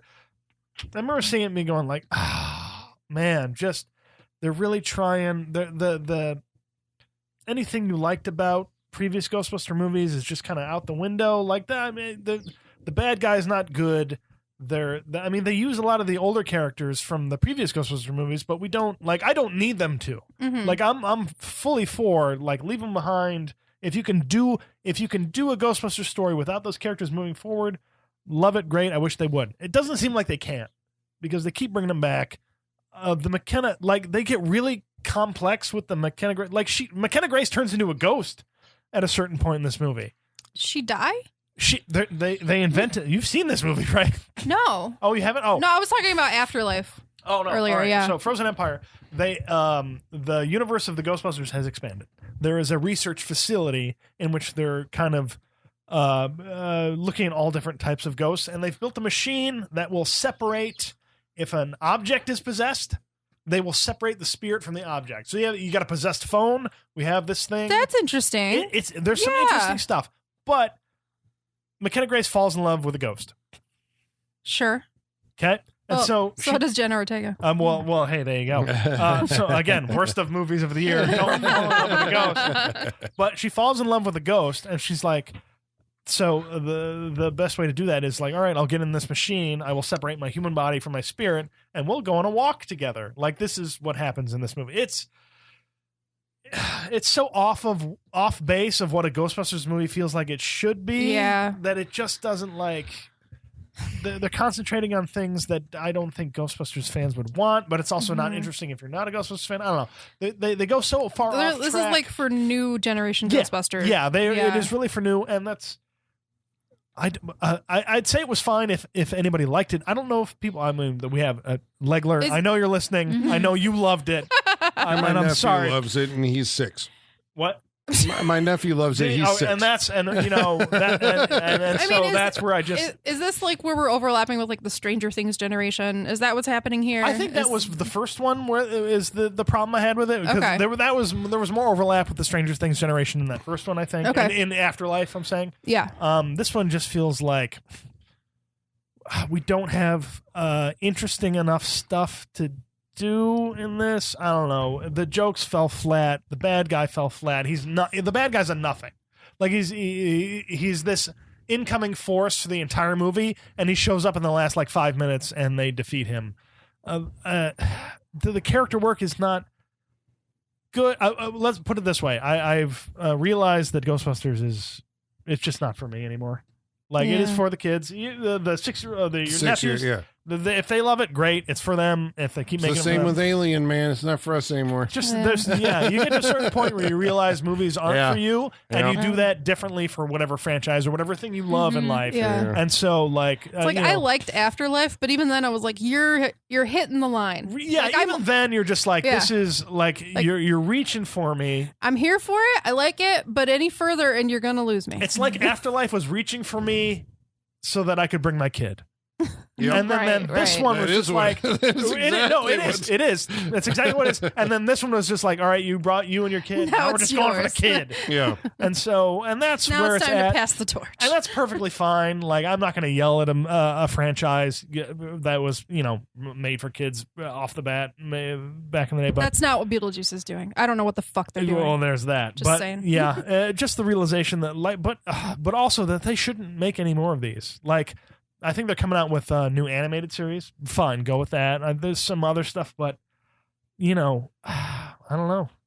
Dude, my nephew has not grabbed on anything in life like he has grabbed onto Ghostbusters. Ghostbusters Proton Pack, Lego, Ecto-1, the suit. Colin, I mean, that shit is still so fucking cool, and that's why you try and hold on to it for so long. But that's why he loves these new movies. I'm just saying, you're right. These are not made for us anymore. No, but I like that maybe we're those just saying, like, we had the good ones. I'm sorry we that did you're have the good ones, shitty but ones. also, but like they don't know any better. But I like the excitement comes from like the Ghostbusters, like the suit, the pack, and everything. Like that's where I got my excitement from. I got a prop proton neutrino on at home that I still fire up and makes all the noises and everything. And it's just because that's the nerd. If I was going to be anything in life, what do you want to be in life? Like, I want to be a Ghostbuster. I want to be either a Ghostbuster or the shortstop for the Chicago Cubs.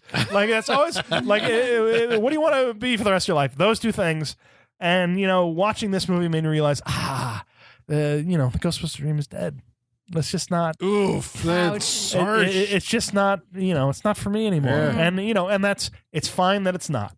And I just have to accept it. But what a disappointment. What a disappointment. Yeah. But also, it's just like unless you're a 6-year-old, but it's not a good movie. Maybe you don't have to accept it. Maybe you can say, "Fuck you guys" and your new Ghostbusters. Yeah, you can. But I think you're fighting against that's true. A big title. Mm-hmm. They did put Carrie Coon and Paul Rudd in suits and proton packs, which was the only thing I wanted out of the afterlife. I'm just like, well, why aren't they Ghostbusters? They should be. Yep. That's what I wanted from this one. They gave it to me, but not in a great way. Mm-hmm, it's just disappointing, and it hurts when you have to. And with Ghostbusters, that's like a big disappointment because I love Ghostbusters forever, and so you watch this and you're just like, it's not mine anymore, and that hurts. All right, fine. I have to give it up. I still have my Ghostbusters, though. The old ones. That's right. Still the old ones. You can watch them whenever you want. That's the saving grace. Ghostbusters 2 looking better every single day. and I'll go to bat for that. I love it so much. And I'll go to bat for that. Nothing's wrong with that movie. For all this, I'll just say Ghostbusters 2 is just a great movie, and we'll end with that. So there we go. Hell yeah, Ghostbusters 2 is a great movie. Great movie. Fucking love that movie. Ghostbusters 2, fucking folks. love that movie. Nothing. Where are we at? That brings us to the end of our lists. Wow, that's 2024. Yeah. So we didn't see everything, but those are the things we saw. We'll give you a completely different list next week. That's right. Well, anything that you wanted to throw out there real quick that you didn't talk about? Wait, let me look at my list. And I briefly said earlier, Heretic was one of my honorable mentions. I loved that movie. It was fantastic. Yeah. I've been watching Landman. That's good. Anybody know what this show is? I've heard of it. Taylor Sheridan. Taylor Sheridan, Billy Bob Thornton. Oh, yeah. Is Billy Bob Thornton how you want him to be? Sure, the smart ass, great dialogue. So Taylor Sheridan is like the, not David Chase. Who was the guy? Ally McBeal. The guy who did Boston Legal. He was also David E. Kelly. David E. Kelly. He's like the David E. Kelly right? He's cranking shows out. Like crazy. Because in Tulsa King, Michaela and I saw Baby Girl. We appreciate a erotic drama. Yeah. I think make not enough of them. Yeah, make more. Make more. This was directed by a woman. Yeah, it was. I think they should. Baby Girl. I think they should make more. Raina something. She directed and wrote Bodies as well. Oh, okay. Right. Which I didn't care for that. Can erotic movies now only be made by women? Is there a law against men making? Think so. Like Brian De Palma is not going to get the new Brian De Palma won't get a. I think it's entirely possible for a man to do it. You just have to do it right. Game of Thrones did it for years. So. Erotic or just. There's there's a lot of nudity, but is it like an erotic? Just don't be diminutive towards women, and I think you can pull that off. You know what I mean? Mm-hmm. Like, yeah, but I mean, like, and don't like go full 180 and be like mean to men. Like, you can't do that. You can't be in there and just be like, if you're like honestly exploring like the complexities of people's sexuality, then anyone can do it. That is the element that is open. Anyone to everybody. Can do it. Okay. Yeah. So do we talk on mic or off mic about juror number 2? We have talked off mic. We have talked off mic. What everybody. It was great. What do you think about juror number 2? I loved it. I want more courtroom dramas. Yeah. Like I didn't love it, but I liked it. I liked it. I didn't love it. There was a point in the third act that got major points off for me because it was trying to justify something that made no sense. I thought the ending was a big ding. Out. Yeah. Like a total cop out. There's a big switch. I'm like, I didn't. That does. Why would they have voted this? Why would people voted that way? They shouldn't have. Yeah, that didn't make sense. I think when maybe Michaela feels the same way. When I say I love it, like I needed that courtroom drama. Like it scratched it did. Because I'm always saying off mic of this podcast, I want remakes of 12 Angry Men every couple years. Just give me the top 12 actors of the year, put them in 12 Angry Men, do it every fucking year, and I'll watch it. Not a bad idea. Well, again, this goes along with our we should have filmmakers draw from a hat to make a movie. Like Steven Spielberg makes this horror movie. Just to mix it up a little bit more. Yeah. Tony Collette, like everyone's talking about Nicholas Hoult, but Tony Collette is actually fantastic. Fantastic. Fantastic. I think they cast her off of, did you guys see The Unbelievable? Yes. Which her and Merritt Weaver were in, which was like fucking fantastic. That was amazing. Her is like trying to investigate and figure some shit out is just always good. Yeah. I think they cast her off that. I wanted... that makes sense. I feel like we could have gotten... there's just something felt like it was missing, like we could have got more. Yes. Like you say courtroom drama. I needed more drama in the courtroom. Yes. I don't think we got enough of it. It's all happening within one person. It's a good like concept for a movie. Yes. The guy, if you don't know, guy selected for jury duty and then realizes during the trial that he may have actually participated unwittingly in the major event. Right. Like great concept. Like, oh shit. Yeah, like, oh no. Anxiety, this movie. Stressed me out. It's a stressful watch. It's not a relaxing movie. No. And a great last shot because you're just like, oh. See, that's what I hated about it. It was like it felt I liked it. like it was trying to, as I said, off mic, have its cake and eat it too. It wants you to, is he going to get away with it, or is he not going to get away with it? Right, because he does he gets away with it, and that last shot turns. Yeah, I know, but you just cut the movie 2 seconds earlier. Yeah, no, again, this is my complicated relationship with juror number 2. Yeah. Just pick an ending and commit to it. I think it would be more the best Clint Eastwood movie in a long time. Yeah. What was the last one? Cry Macho? I did. I watched The Mule and Cry Macho. I didn't like either one. So, yeah. I think that's it. All right, that's it. Well, thank you for sticking with us. Oh, yes. Hopefully you enjoyed it. And let us know. Send us what yours. Yeah, I want to know what movies you like. Top 3. And Happy New Year. Happy New Year. Welcome a brand new year of 2025. Yep, and we'll see you next We'll start with one of your picks. That's right. Yeah, this is so we ran a campaign through the month of December that was listeners' choice month. You suggested movies, then you voted on them, and then there are 4 finalists. We, I guess, have already said that one of them is going to be The Substance, but that was not the 4th. No, so we're going to work our way up from the bottom up. From the bottom up. Sometimes it's the bottom from the bottom, but you've been nice to us for a few years now. So let's see what. Oh, I'm nervous. All right. So number 4 is a classic that we have never covered on this show, and so we are going to revisit The Good Guys, and we're going to do Child's Play. Oh wow! Okay. Wow. 88 Child's Play. Okay. Excellent. Okay. Yeah, we do find out that during these listener pick months, they want us sometimes to go they want more like mainstream. Yeah, because we do find some oddities over the years. Let's do the ones that we've heard of. So, Oddity was another one this year. I know. Yeah, that's right. I saw that movie. I liked that. That was kind of scary. Yeah, I liked that. That was one of my honorable mentions. I had that on my list too. Oddity was solid. Yeah. Okay, so we're watching Child's Play next week on the Saturday Night Freak Show. We hope you'll join us. And until then, ladies and germs, the basement is going dark.